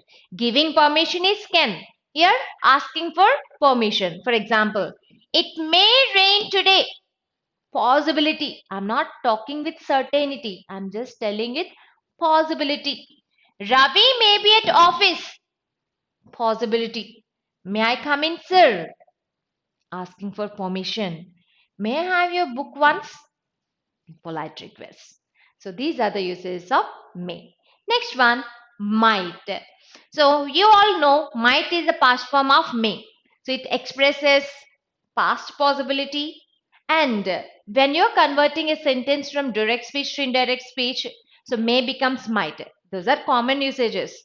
But here, might generally expresses uncertainty. Might generally expresses uncertainty. Like, they said that they might write the novel. Here, may became might in indirect speech. We might meet at the theater tomorrow. Uncertainty. We might meet. I'm not sure. They might come for my birthday party next week. Might come. Here it is expressing uncertainty. Might come. I'm not sure. So this is the usage of may, might. Now let's see the next one. Need. So I told need, dare, and use it to, or all these three are semi-modal auxiliary verbs. They act as auxiliary verbs as well as main verbs. Let us see how. I need your help. Here need is acting as main verb. You need not come here. Here need is acting as auxiliary verb. See, it acts as main verb and auxiliary verb. And coming to the uses, need generally expresses obligation and necessity. It expresses obligation and necessity. For example, you need to write a letter. Obligation. She hardly needs anyone's help. Necessity. So need expresses obligation and necessity. I hope it is clear. Now let's move on to the next one, dare. Guys, remember need, dare, and use it to, or semi-modal auxiliaries. They act as auxiliary verbs as well as main verbs. Now let us see dare. So dare also act as main verb and auxiliary verb. But what is it by dare? Dare means courage. Courage to do something or take a risk of something. Take a risk of something. So that is the meaning of dare. Now look at this one. How dare you sleep in the classroom? How dare you sit in front of me? So people generally say, how dare you to sleep? No, you cannot use to there. Look at this one. He never dares to criticize her for wasting money. Here we use it to. She didn't dare to she didn't dare to complain about the quality of the food. Here also we use to. Why not here? Means there is a rule. That rule says that if need and dare, when they are used as main verbs, need and dare, when they are used as main verbs, especially with the structure do plus need or do plus dare, that means auxiliary verb, here main verb, then they are followed by to infinitive, to plus v1. I repeat, so when need and dare act as main verbs, they generally follow to infinitive, especially with the structure of do plus need and do plus dare. Or else, when they act as auxiliary verb, that means need and dare are auxiliary verbs, then they are followed by main verbs, and the main verb will be in V1 only. So that is the rule. I hope it is clear. Now let us apply this rule to our previous examples. How dare you sleep in the classroom? Here dare is auxiliary verb. So it should be followed by main verb in V1. That's why no to. But look at this. He never dares to criticize her for wasting money. Here dare is main verb. Hence it followed by to infinitive. She didn't dare to complain. Here didn't auxiliary verb dare main verb hence followed by to infinitive 2 plus V1. So I hope it is clear guys. So remember this, when need and dare are used as main verbs, generally they are followed by to infinitive, especially when the structure is do plus need or do plus dare, it must be followed by to infinitive. Next, when need and dare act as auxiliary verbs, generally they are followed by main verbs in V1. So these are the uses of need and dare. Now let's see the next one, must. You must work hard. You must concentrate. So what is must? When do we use it? Must indicate duty and obligation. The usage of must is obligation and duty. For example, Simon, you must study. You must eat on time. I must take care of my health. It's my duty. See, must indicate obligation and duty. So this is the usage of must. Next, ought to. Like must, ought to also expresses obligation and duty. Hence, you can replace must with ought to or ought to with must because they expresses similar meaning. For example, I ought to or I must take care of my health. You can use either ought to or you can use must. I must take care of my health or I ought to take care of my health because it also expresses obligation or duty. We ought to help them. You ought to study better. So this is the usage of must and ought to. Now let's see the next one and last one, use to. Like need and dare, use it to also expresses like used as auxiliary verb as well as main verb. Now, what is the usage? Generally, use it to expresses past discontinued actions or habits.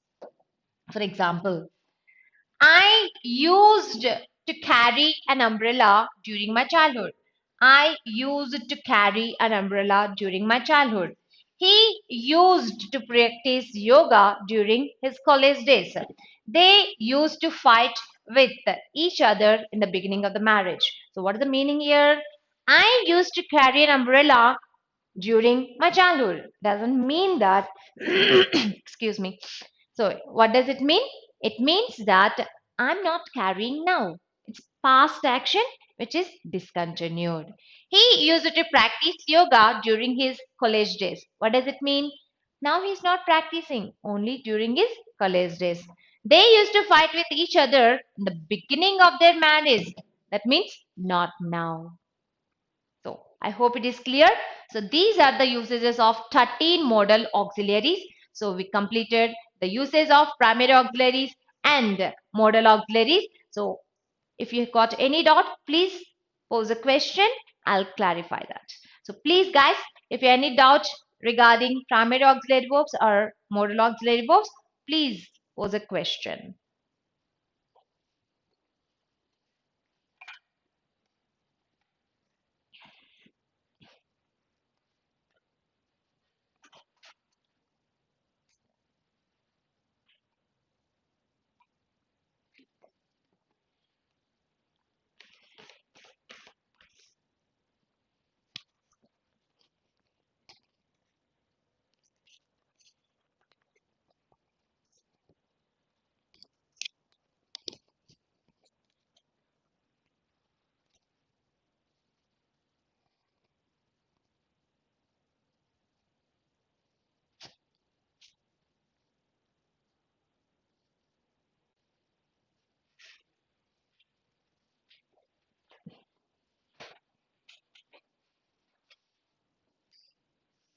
So guys, no doubts. Shall we carry on? Shall we continue with the third type of verb? So far we have discussed only two verbs. I told you auxiliary verbs is a very big concept. So we discussed main verbs and auxiliary verbs. Excuse me. So if you do not have any questions, then let's continue. So the third type is weak verbs or regular verbs. So what are these weak verbs? What are these regular verbs? So weak verbs can also called regular verbs because that is how the regular formation of V2 and V3 take place. For example, and what is that V2 and V3 take place? Means, so if a verb forms its V2 and V3, if a verb forms its V2 and V3 by simple addition of D or ED. If a verb forms its V2 and V3 by simple addition of D or ED, then that verb is called regular verb or weak verbs. Because that is how regular formation is, right? Look at this. Use, used, used. We added D. Wash, washed, washed. We added ed. Walk, walked, walked. Ed. Paint, painted, painted. Ed. Hope, hoped, hoped. D. See, here past and past participle forms. Base form is V1, past form is V2, and past participle form is V3. Already I told you the names. I have given you the names. V1 is called base form or present form. V2 is called past form. V3 is called past participle. V4 is called present participle. V5 base form plus SR ES, right? So if a verb that is base form V1 forms its V2 and V3, past form and past participle form by simple addition of D or ED. Those verbs come under regular verbs or weak verbs. Now, there are a few rules in the usage of these regular verbs. So let us see what are the rules associated with these regular verbs. Rule number 1. We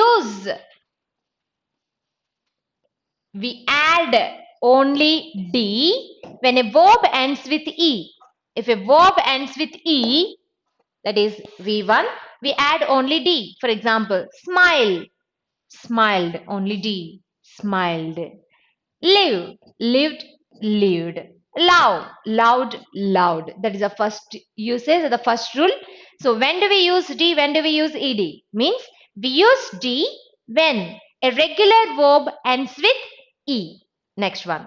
When a regular verb doesn't end with E, then we have to add ED. Call, called, called. Pray, prayed, prayed. Sow, sowed, sowed or sown. So we have another V3 form, that is sown. So is it clear? When to add D? When it ends in E. When to add ED? When it doesn't end in E. Now, third one. If a regular verb ends with Y, if a regular verb ends with Y, remember, replace Y with I before adding ED. You have to replace Y with I before adding ED. For example, study, studied, studied. Y became I and added ED. Carry, carried, carried. So Y became I. Marry, married, married. Y became I. So try to give some more examples and learn. So generally this is the formation. Next, another one. Remember, if a regular verb ends with a single consonant, so the regular verb should end with a single consonant and that consonant should be preceded by a vowel. That means before consonant what should be there? There should be a vowel. So there should be a verb and that verb should end with a single consonant and that single consonant should be preceded by a vowel. Then what do? we double that consonant before adding ed. Double the consonant before adding ed. For example, drag ended in single consonant preceded by vowel. So double the consonant. Dragged, dragged. Stop, single consonant preceded by vowel. Then double the consonant. Stopped, stopped. So this is our fourth one. Moving on to the fifth one. If a regular verb ends with E and to form present participle, that is V4, V1 plus ing, drop that E before adding ing. For example, look at this one. Cause. See here, regular verb ended with E. So what we have to do? Drop this E before adding ing. Causing. And remaining are same. Caused, caused. That is same. Added only D. Here, use. Drop E before adding ing. Using. And V2, V3, same. Used, used. Save, saving. Saved, saved. Cure, curing. Cured, cured. So remember, if a regular verb ends with E, to make V4, that is present participle, drop E before adding ing. So these are the rules associated with regular verbs. So this is how the regular formation of past and past participle take place, and also present participle. If it doesn't end in E, add ing. But if it does end with E, drop that E before adding ing. Even in write, WRITE, drop E and add ing, writing. Right? So this is about regular verbs. Now let us see the next one, fourth one, irregular verbs. Irregular verbs can also call strong verbs. Irregular verbs can also call strong verbs. Why? What are these irregular verbs? Regular verbs are forming V2 and V3 by simple addition of D or ED. But irregular verbs do not form V2 and V3 by simple addition of D or ED. Then how do they form? They form in three different ways. There are three different ways. What are those? Look at this. Cut, cut, cut. All three are same. Run, ran, run. Only two are same. See, saw, seen. All three are different. See, there are three ways of forming one. All three are same. For example, look at some more examples. Cost, cost, cost. Don't say it costed me 5,000.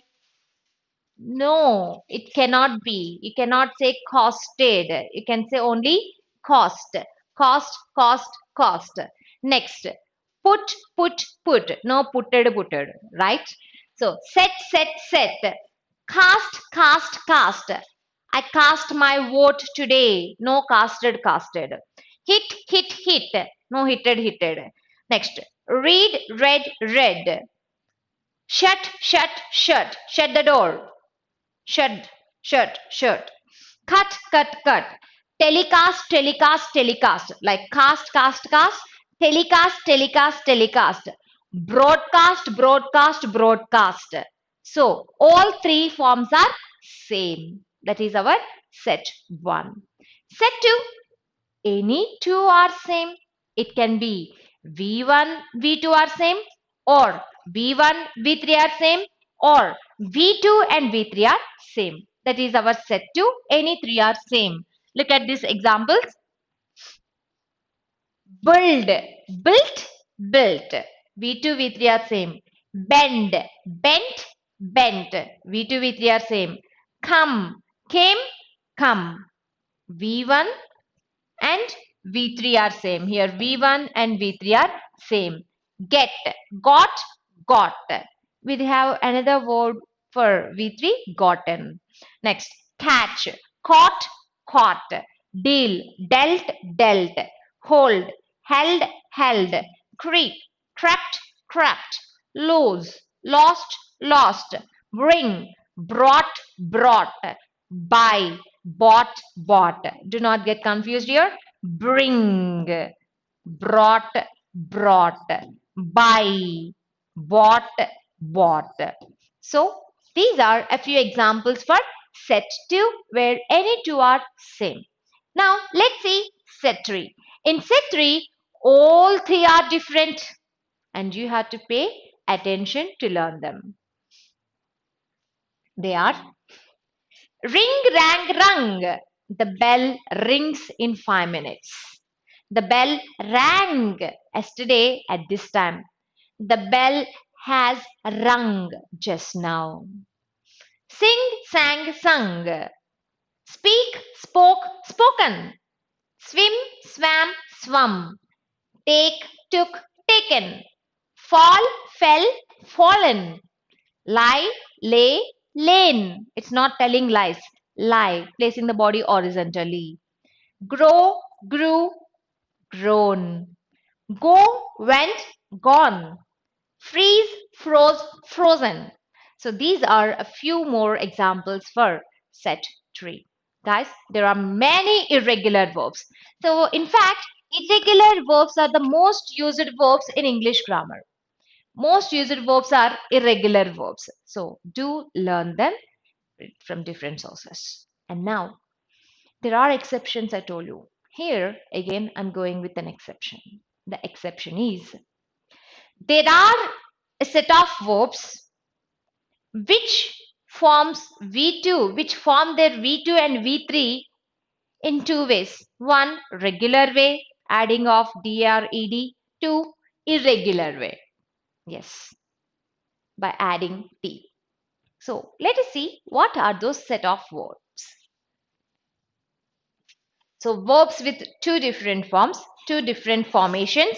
So regular formation, irregular formation. Regular formation is by adding dred. Irregular formation is by adding t. Look at this: burn, burned, burned, burnt, burnt. Both are correct. In fact, this one, regular formation, burn, burned, burned, is mostly used in American English. It is preferred in American English, whereas burn, burnt, burned, it is preferred in British English. That's it. There is no more difference. There are much difference. You can use either ed form or t form with this. Now look at next one. So learn, learned, learned, learnt, learned. Next verb, dream, dreamed, dreamed. I dreamt of you, dreamt, dreamt. Next, spill, spilled, spilled, or spilt, spilt. Milk, spilt. Next, some more examples. Dwell, dwelled, dwelled, dwelt, dwelt.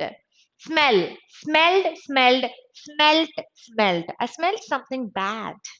Spoil, spoiled, spoiled, spoilt, spoiled. Next, lean, leaned, leaned, or lent, lent. So these are a few examples for verbs with two forms, that is regular form and irregular form. Now, when to use what?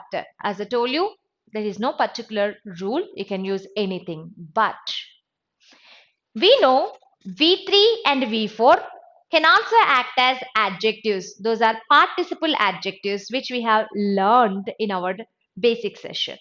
So when V3 and V4 acting as adjectives, V4 means ing form. But when V3 is acting as adjective, which form to take? Ed form or T form? Means most preferred is T form. We generally take T form. A spoilt child. We cannot say spoiled child. Spoilt child. Dwelt place. Dwelt area. But again, there are some exceptions. There are some verbs which do not take T form as adjective. It takes ed form. For example, learned man. We cannot say learnt man. We can say only learned man. So that again through going through different books, magazines. Please read newspapers every day, guys. So this is the first thing I would like to tell you.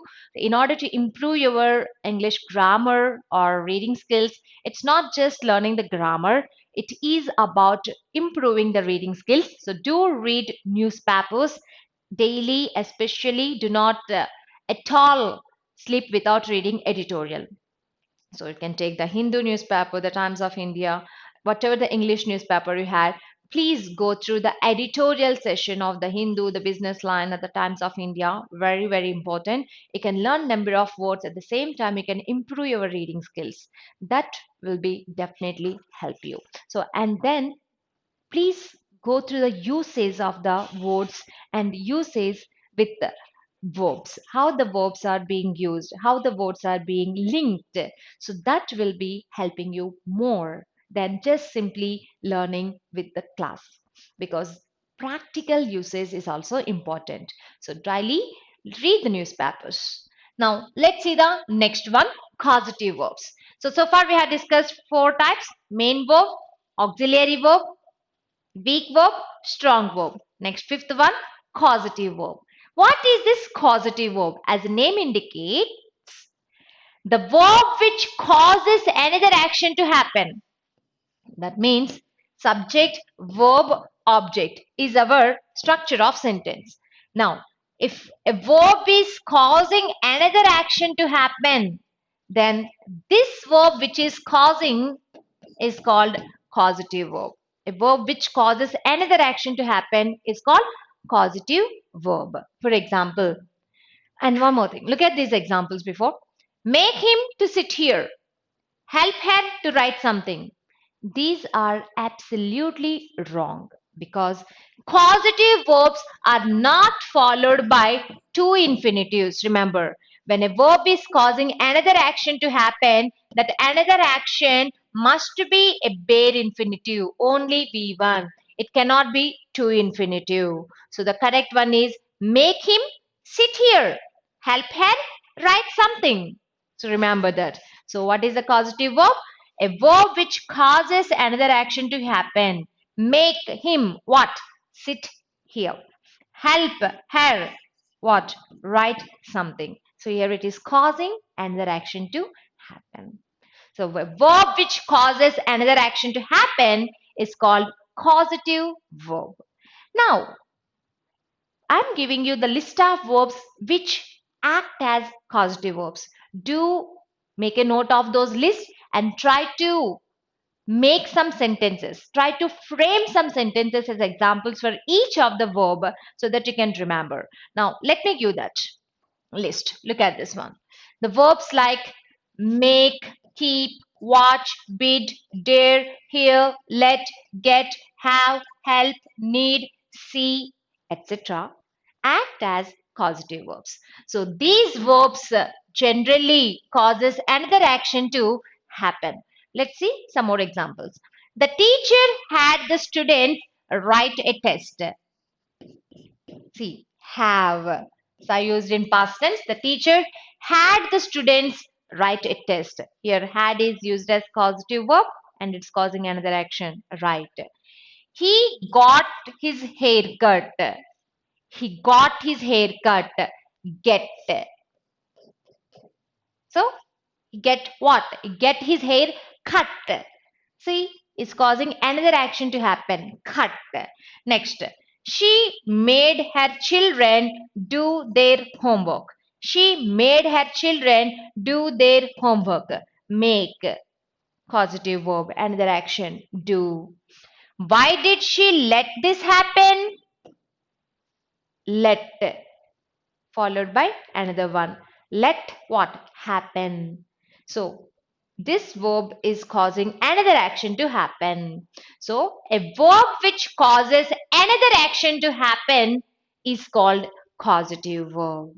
So remember, causative verbs are always followed by bare infinitives but not two infinitives. In your examination, they may give you under error detection where they may ask you to choose the no, correct the sentence or choose a part which has error.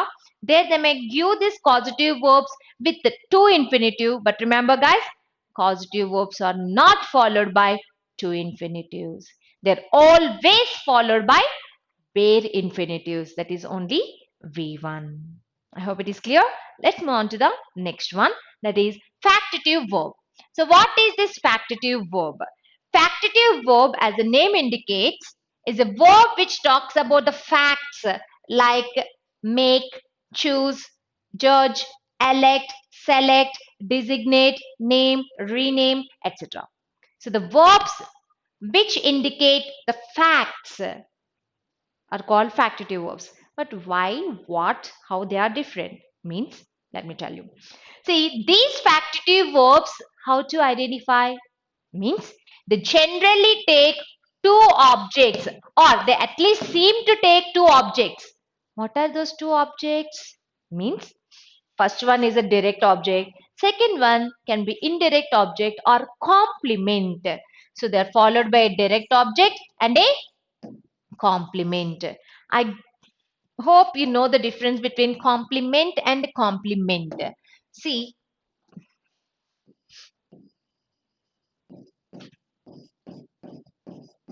complement,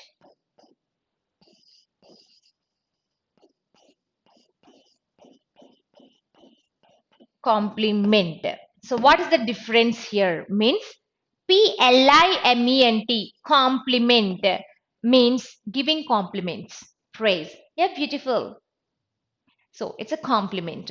Whereas complement, compliment means that which completes to bring perfection. That which completes to bring perfection. For example, you are going to face an interview and you got ready with a formal attire. You wore formal dress, formal shoe, formal belt, everything. And now your mother came with a tie and she told, this tie complements your outfit. That means you didn't wear tie. So your mother came with a tie and told you, this tie complements your outfit. That means it completes to bring perfection.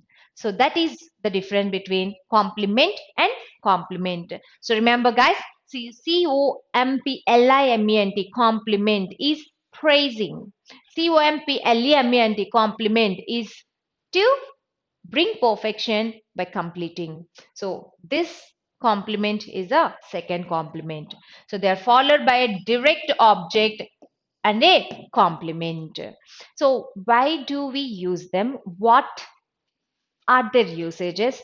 What does it generally indicate? Means I told you factitive verbs talks about facts, but what? What facts? Means so they describe a situation where there is a result to the action. Some action is done, and it talks about that situation where that action has a result.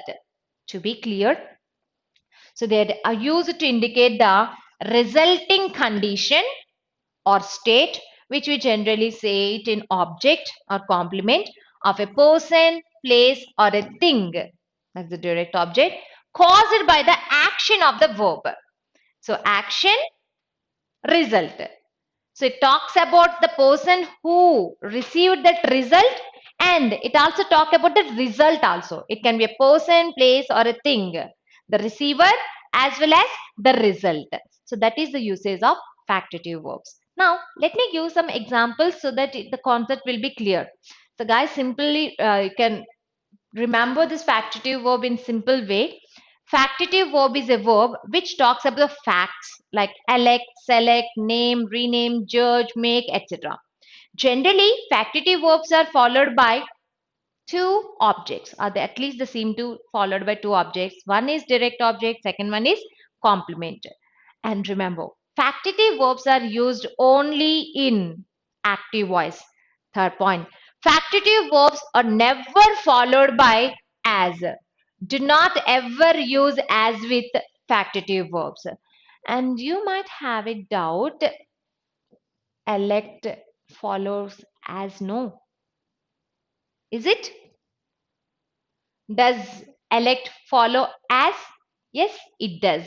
But when it is not acting as factitive verb. What does it mean? I told you, factitive verbs are used only in active voice. Let me take a simple example to clear that.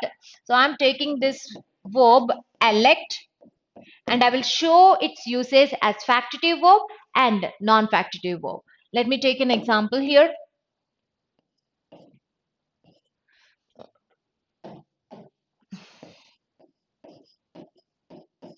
They elected him. They elected him the president. In this given sentence, what is the verb? No doubt, elected. Okay. What is the voice? It is in which voice? Active voice or passive voice? It is in active voice. And what is the object? There are two objects. Him, object 1. The president, object 2. Receiver and that result. Now, elected, does it follow as? No. Now, the same sentence I'm going to write in passive voice and I will show you. He was elected as president by them. He was elected as president by them. Now, it is in which voice? Passive voice. So, what is the verb? Was elected. Elected is main verb. Was is auxiliary verb. Here it is followed by as in passive voice. President is a object. See here, I told you factitive verbs are used only in active voice and they are not followed by as in active voice. In newspapers, sometimes they will use in active voice or sometimes in passive voice. So that's the reason sometimes you might have observed elected president. Sometimes you might have observed elected as president. So this is the difference. I hope it is clear. So here it is factitive verb.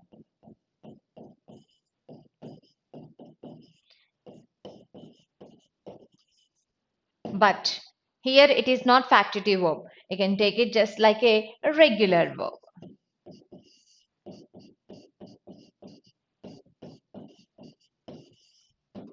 I hope you understand the difference here. So factitive verb is used only in active voice and they are not followed by as. And same verbs can also act as regular verbs and in passive voice they can take as. But you should know the difference between factitive verb and non-factitive verb.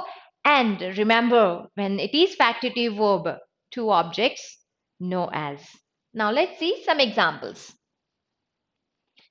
They judged Robert's dog best of show. See, judge is a factitive verb.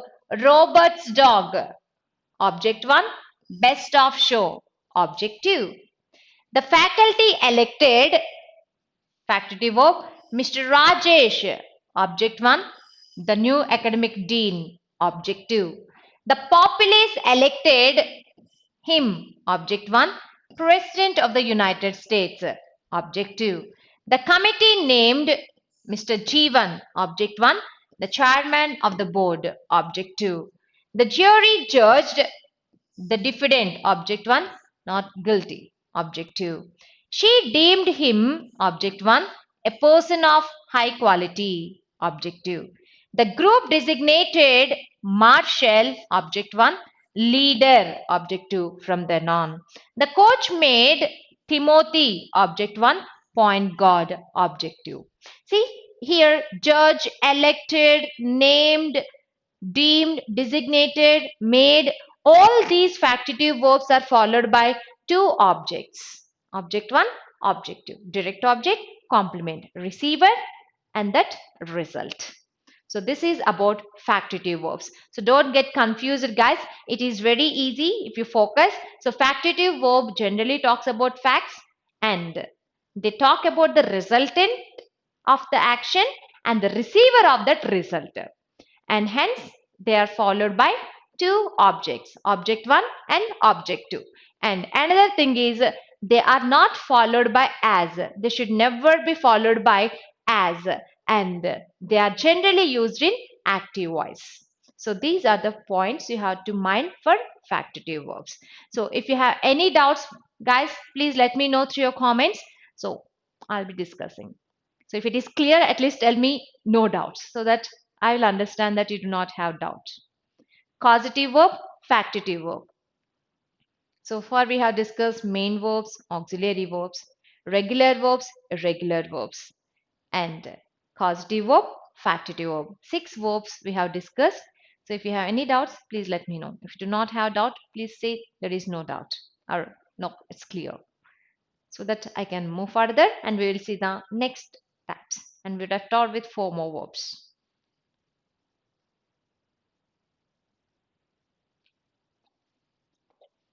No doubts. Good.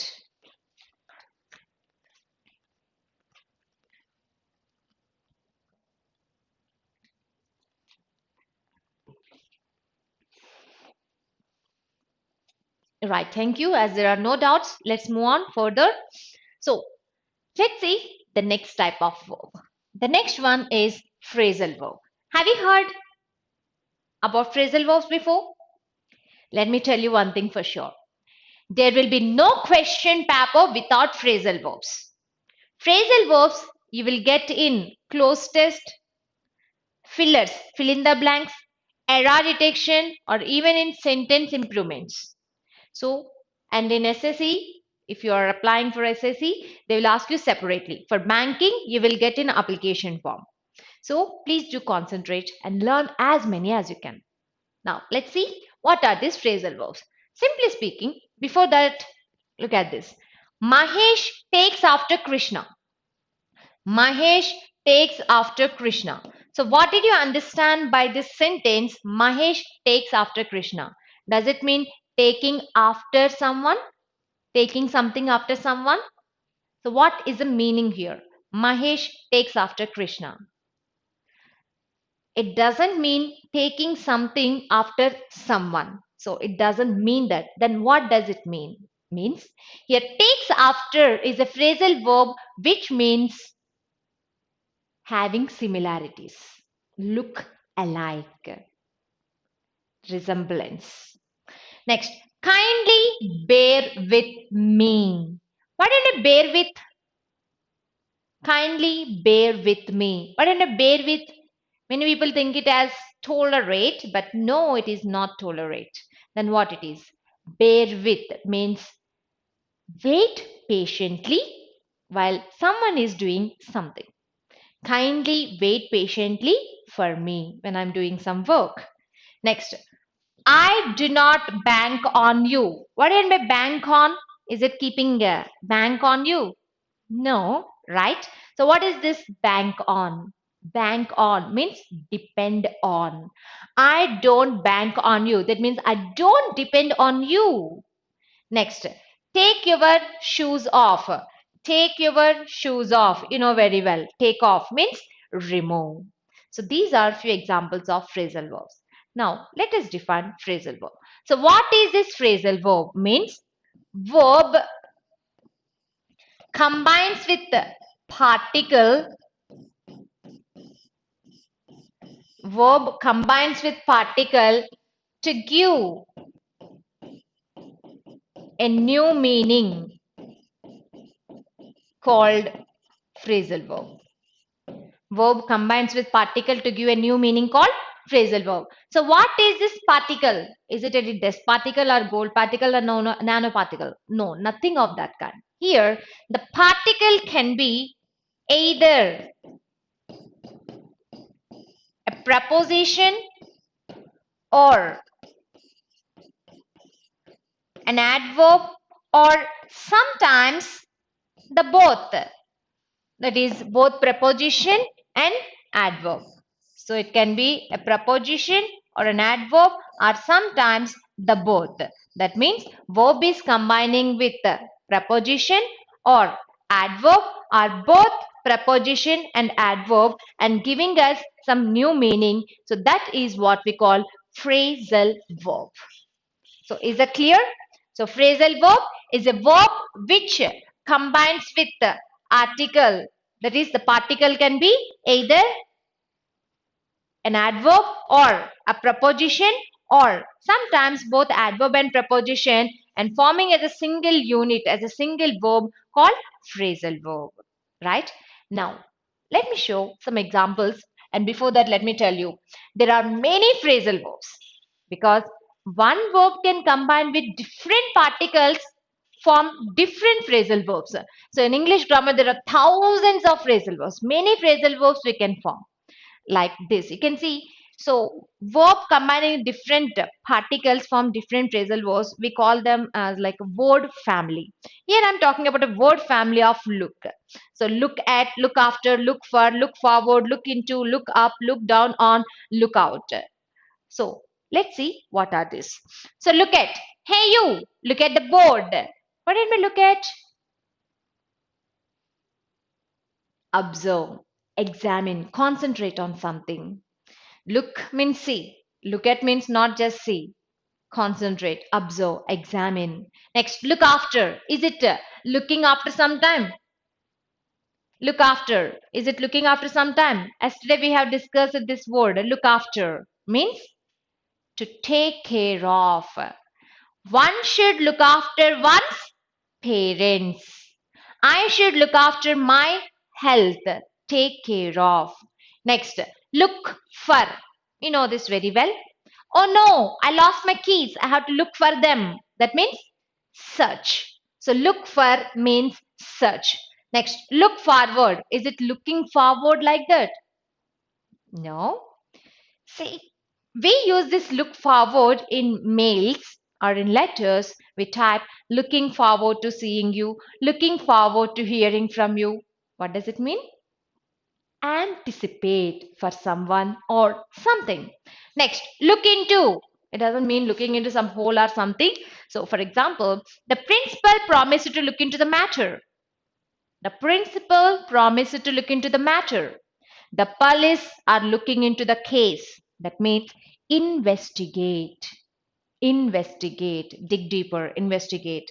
Next, look up. Hey, you, look up means what do you say? You look up. So, is it the meaning?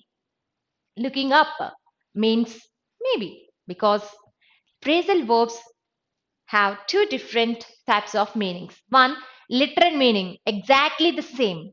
Two, idiomatic meaning. We'll discuss that. But here, look up means not just looking up.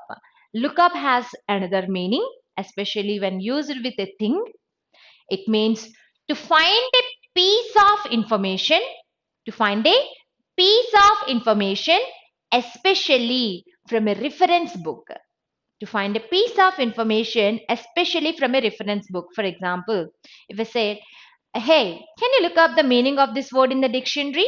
That means what do? You'll open the dictionary and you'll try to find the meaning of the word.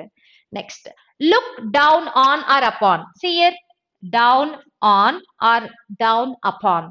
So I told you phrasal verb is a verb combining with particle. What is the particle? Particle can be either a preposition or an adverb, sometimes both preposition and adverb. So here is an example for that. So look down on or upon. What does it mean? Look down on or upon. Is it the meaning? No. Then what does it mean? Look down on or upon means despise. What is this despise? Ignore, neglect. Right? Next, look out. Hey, you, look out. Take care when you're doing something. Look out for yourself. Look out. Right? So, one verb combining with different particles give different meanings. So, this is what phrasal verb. Now, I told you phrasal verbs give two different meanings, literal and idiomatic, right? So what is that literal? What is it idiomatic? Let me show you by taking a few examples. So look at these guys. So phrasal verbs can be literal, they can be idiomatic. See, literal. When the bell rang, all the kids ran out of the classroom and left school. When the bell rang, All the kids ran out of the classroom and left school. Here, ran out, running outside. There is no change in the meaning. Ran out, running outside. But look at the idiomatic meaning. Oh no! We have run out of gas and the nearest gas station is 5 miles from here. Here ran out means running outside. But is it ran out of gas means gas ran outside or something ran out of gas? No. Here it is idiomatic meaning. The meaning is extinguish. It's or complete, right? So that is what the difference. It can be literal, same. It can be idiomatic, which is not same. Let us see some more examples. Pick up. You know pick up, right? So what is pick up? Madan, can you pick up the pen for me, please? Pick up. Picking something up. But you know another one. My father comes to pick me up. My brother will come to pick me up. So is it picking up? No. So does that mean picking you up? No. Then what does it mean? Receive and carry you along with them. To take you along with them. So that is another meaning. Now, third meaning. He picked up some new words and expressions while watching that movie. Doesn't mean pick up. It means learned. See? One phrasal verb, different meanings. Yes, it does happen. So, phrasal verbs literal meaning, idiomatic meaning. But again in idiomatic meaning also, sometimes one phrasal verb may have more than one meaning. It can be two or three also. Now look at next one. Take off. What do you mean take off? Remove. Take off your shoes, right? But always it doesn't give same meaning. Look at this one. Raju, take off that funny hat. You look funny. Remove that. But look at this one. The plane took off 30 minutes ago. Does it mean removed? It means left the ground. See, that is the difference between literal and idiomatic meaning. I hope it is clear. So, phrasal verbs are the verbs which are formed by the combination of verb and particle. Particle can be either a preposition or a adverb. It can be a preposition or an adverb, or sometimes both preposition and adverb to give a new meaning. Right. Now let's see the next one, gerund. So gerund we have discussed in the basic class itself. So what is gerund? V4. What is V4? What do we call V4? Present participle. Present participle, right? So if V4 present participle acts as noun, it is called gerund. So gerund is nothing but V4 present participle acting as noun. For example, look at this one. Hunting is a crime in India. Hunting is a crime in India. Are you hunting? Am I hunting? Is anyone hunting here? No, we are saying hunting, which is in V4, the action of doing something, is a crime in India.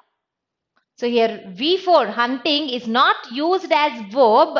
The actual verb is. Here it is used in subjective case as a noun, which we call gerund. Look at this one. Mohan likes reading books. Is he reading now? He likes reading books. He's not reading now. So here it is acting as noun form gerund. We are tired of waiting for you. Are we waiting? No, we are already tired of waiting for you. So here waiting is gerund noun form. So remember, so adding ing to verb and making it a noun is called a gerund. Look at some more examples. He likes playing in the meadows. Likes is the main verb. It's a verb. Playing is gerund. Swimming is a good exercise. Swimming. Here no one is swimming. Here it is a noun form. Actual verb is. Now let us see the usage of gerund. See, as I already told you, they are used as nouns. But in a sentence where the gerund comes, in subjective case or objective case or any other ways can we use gerund? Means yes, we can. There are four ways. There are four different places where gerund can be placed in a sentence. So what are those? Let us see. First one, gerund can be used as the subject of the sentence. For example, dancing is fun, swimming is a healthy exercise. Here, in both cases, they are used as subjects. So they are used as subjects of sentence. Next, they can be used as object of the sentence. You can see here, my father enjoys playing with children. Sita likes watering the garden. So here they are used as objects of the sentence. That is our second one. Third, they can act as complement to the verb. I told you complement, that which completes to bring perfection. So what is that complement to the verb? Means, look at this one. We enjoy watching movies. Remove this. We enjoy movies. We enjoy movies what? Watching na, producing na, shooting na, what? It's not giving complete sense. Now we enjoy watching movies. It is completing the sense of the verb. So hence complement of the verb.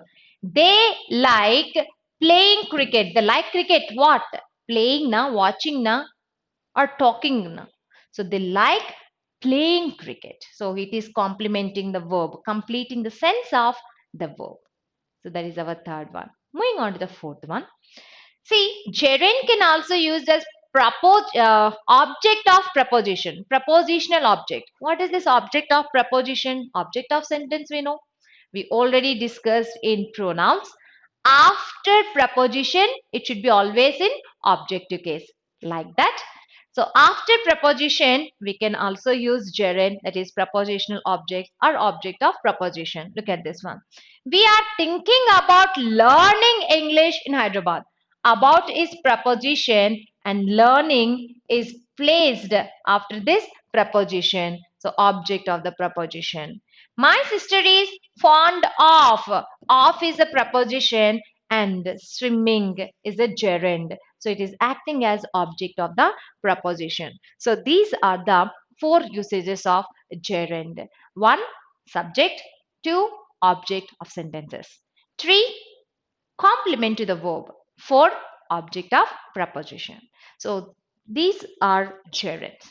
So far we have discussed 8 types of verbs. Main verbs, auxiliary verbs, strong verbs, weak verbs, causative verbs, factitive verbs, phrasal verbs, and gerund. Now let's focus on the last 2 types, that is transitive verb, intransitive verb. So what are these transitive verbs? Intransitive verbs, as the name indicates. Transitive verb is a verb which transfers action from subject to the object. See, generally, subject is the doer of the action. In active voice, if you take any sentence, subject is the doer of the action. Subject does some action, and object is the receiver of that action. Object receives the action. Subject does some action, that action is passed through verb to object. Subject does, object receives. Now, transitive verb is a verb which transfers action from subject to object. So that is called transitive verb. For example, look at this. Suresh killed a snake. Suresh, subject. What he did? Killed. What? A snake. Snake received the action. I gave him a ball. I, subject, gave, passing action, him a ball. Sita gives us gifts regularly. Sita is the doer. What is that doing? Gives. And who is receiver? Us. So remember, transitive verb expresses an action directed towards a person or a place or a thing or an idea also. So the object can be a person, place, or a thing or animal or an idea. So the action passes from the doer, subject, and the action passes through verb to receiver. So subject is the doer, object is a receiver generally.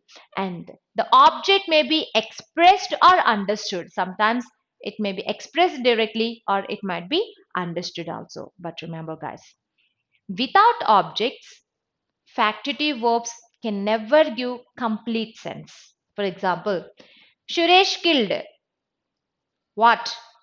Suresh killed what? Killed what? Killed whom? Is there any sense? No, there is no sense. I gave him a ball. Gave what? Gave whom? There is no sense. That means without objects, factitive verbs can never give complete sense. That means without objects, transitive verbs can never give complete sense. Transitive verbs must have objects. Only then we can say transitive verb. So transitive verb transfers action from subject to object. So subject does that action is transferred to object by that verb. Hence it is called transitive verb. So if there is no object, to whom it can transfer? It cannot transfer to anyone. That means when there is no object, it can never be transitive verb because transitive verb requires an object. And how to identify one? Transitive verb and transitive verb, very important, guys. So while we are discussing voice, again we require this concept. So transitive and intransitive, learn them clearly. So how to identify transitive verb from other verbs? Means I'm giving a simple way to identify a transitive verb from intransitive verb or any other verbs. That is by asking questions. Three questions. Ask three questions to verb. If a verb can answer any two of the three questions, then that verb can be a transitive verb. If a verb fails to answer any two of the three questions, no doubt it is intransitive. What are those questions? Remember, before I tell you the question should be asked to verb, and the answer must be from object, not the subject. Remember. So the question must be asked to verb and the answer should come from object place, not subject place. What are those questions? The questions are what, whom, to whom. What, whom, to whom. If a verb can answer any two of those three, it is transitive verb. Look at these examples. Ravi greeted the visitors. Object is there, action is passing. When will you paint your house? Object is there, action is passing. She gives us gifts regularly. Object is there, action is passing. Now, let us take this example. She gives us gifts regularly. Now, let us ask questions to this one. She gives us gifts regularly. Gives what? Gives what? Gifts. Answered. Gives whom? So I will tell you, in order to avoid confusion, ask question from here to here. Otherwise, you will give me the answer from subject case. No, don't ever answer from subject. So it should be object because here gives whom, not gives who. Who means you can answer she, but I told whom, objective case, right? So she gives what? Gifts. She gives whom? Us. The answer is there. She gives to whom? Again, us. See, it answered all those three. So it is a transitive verb. Now, let us check with this verb. When will you paint your house? Paint what? Your house. Paint whom? Your house. Paint to whom? No answer. That means it answered two of three questions. So it is transitive verb. So transitive verb is a verb which transfers action from subject to object. Subject is the doer, object is the receiver. To identify transitive verb, ask any of these three questions. What, whom, to whom. If a verb can answer any two of those three questions, the verb is transitive verb. If a verb fails to answer any two of the three questions, it is intransitive. Generally, transitive verb carries objects. There must be object. Now, previously we discussed direct object, complement. What is the direct object? Objects can be classified into two types, direct object, indirect object. Why I'm talking about those is you can identify direct object and indirect object with the help of these questions here itself. If a verb answers the question what, the answer is direct object. So gifts is direct object. If a verb if a verb answered the question whom or to whom, that answer is indirect object. Right? So you can say it as complement or indirect object. So now let's see the next one. Intransitive verb. What is intransitive? Already I told you. Transitive verb transfers action.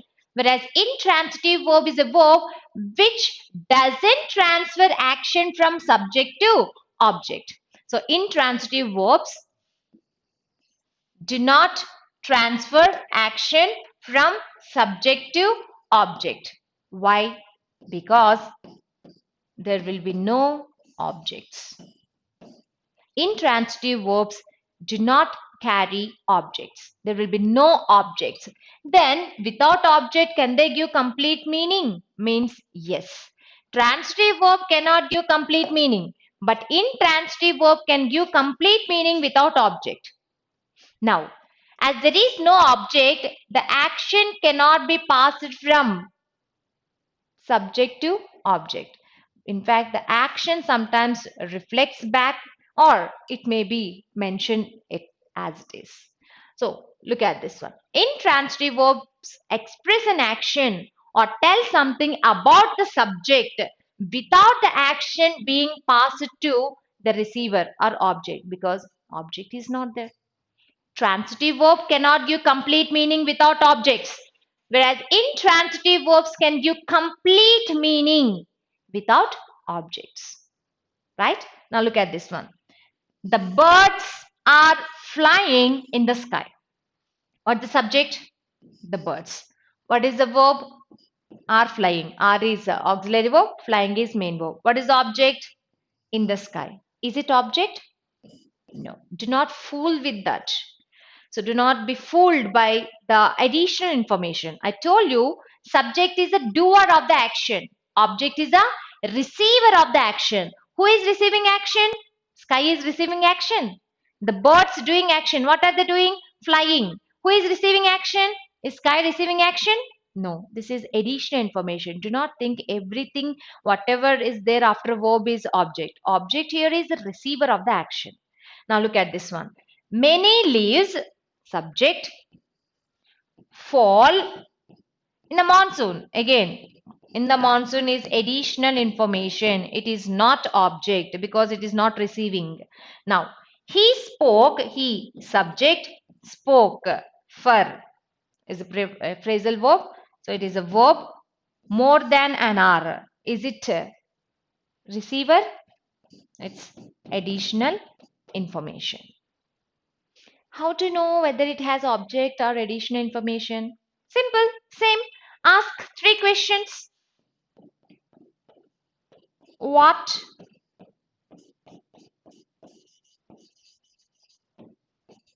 Whom?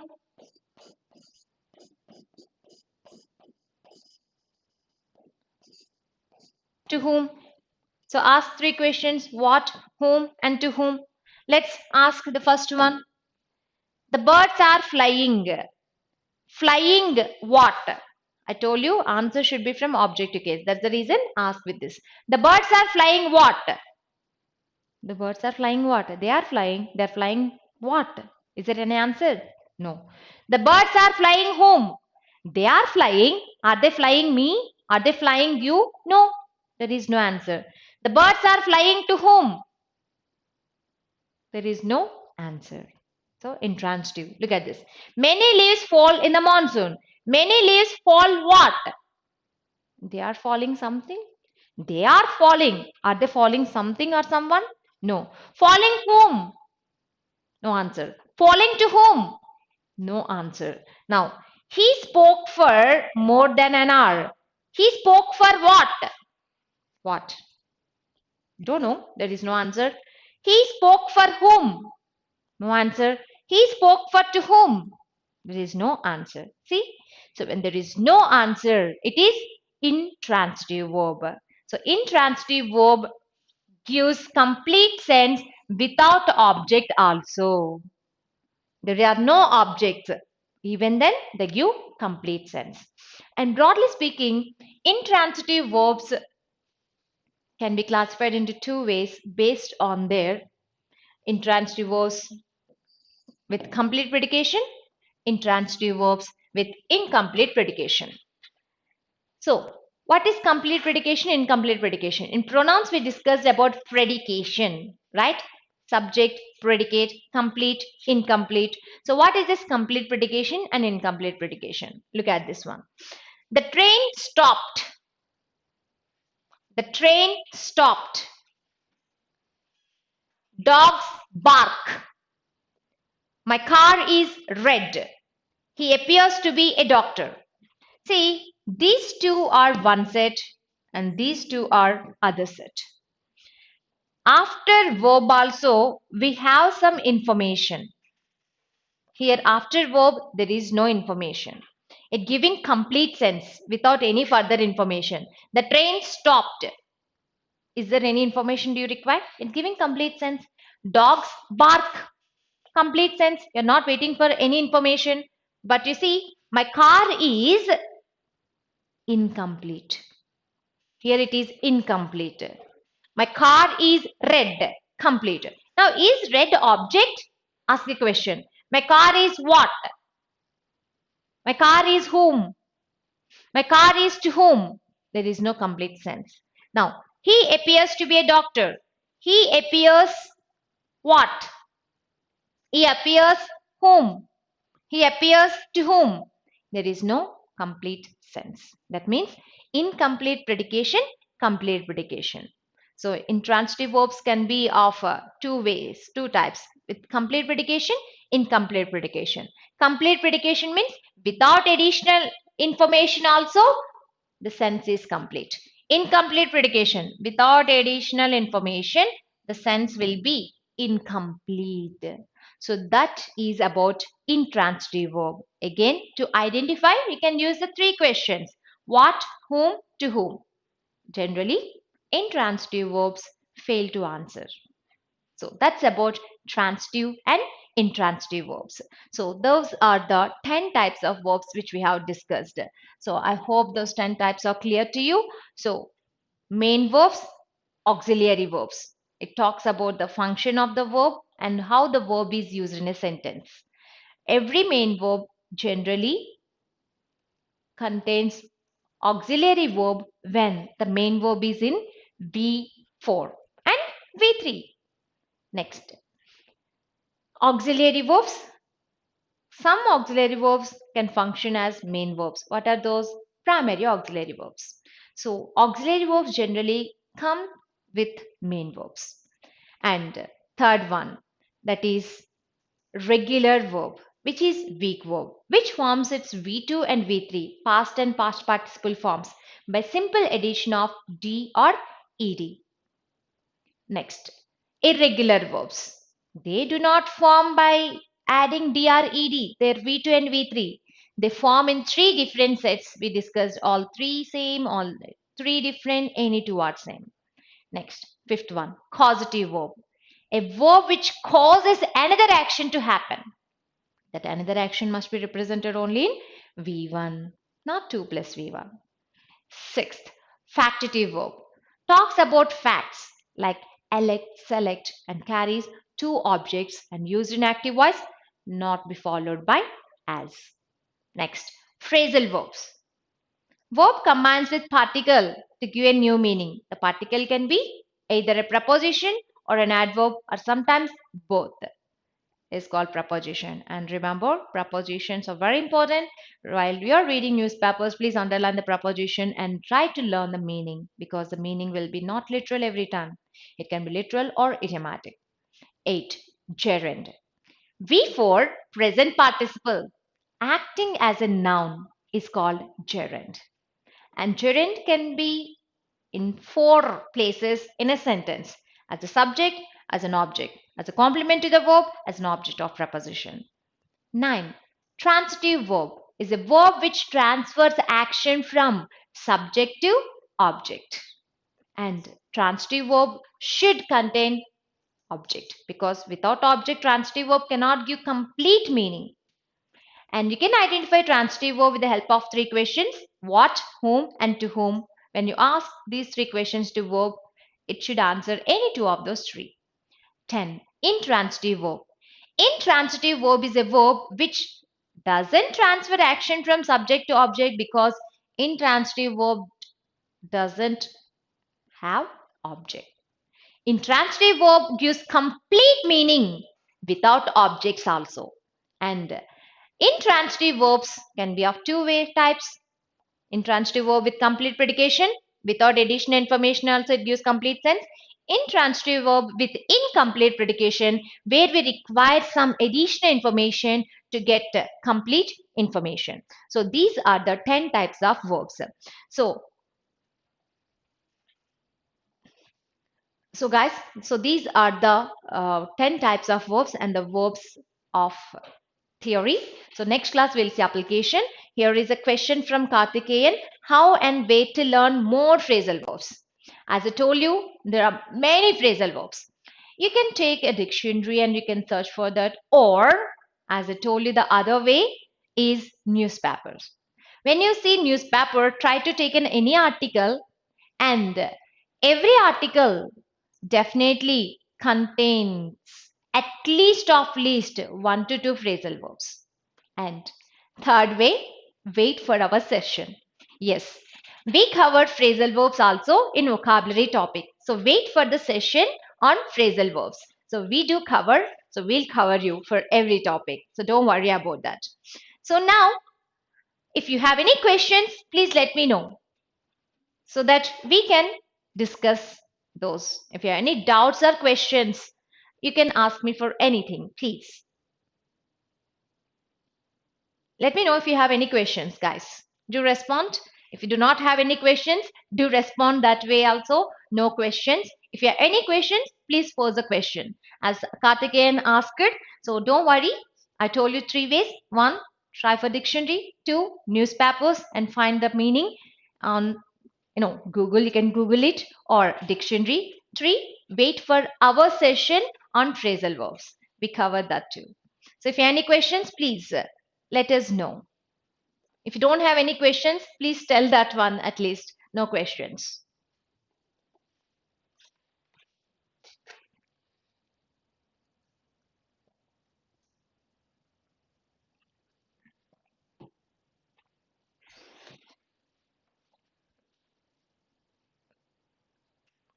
Swapna, as the management told, you will be getting the material too. Waiting for our session. No other doubts. Okay, Karthikeyan, you have no doubts, fine. But guys, please go through whatever we have discussed today, because today all we had is theory part. Next session is your session, that is application part. You have to apply like what we do at the end of every theory part. Application part you have to apply.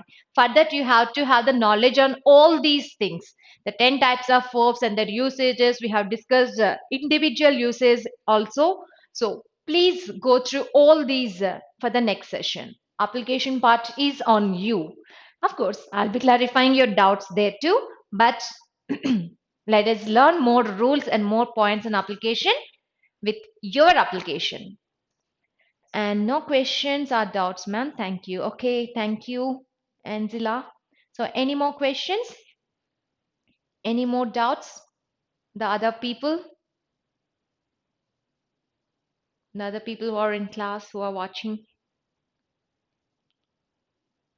I hope the verbs chapter is clear to you.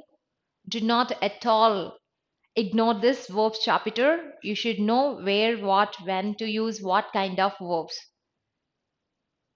Anyone? Any questions? I'll give 1 more minute for you. If you have any questions, please pose.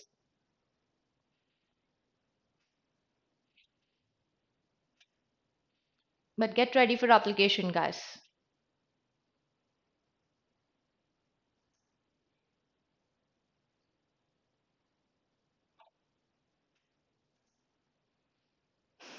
No question, Swapna? Okay, fine.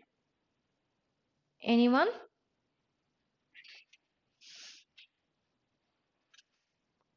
Try to differentiate the uses among modal auxiliaries and primary auxiliaries. I gave you the chart of primary auxiliaries of uses of be forms, have forms, and do forms for three different persons in singular and plural.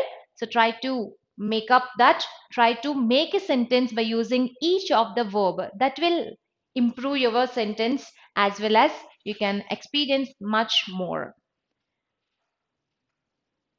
Fine, guys. As there are no more questions or doubts, let's call it a day.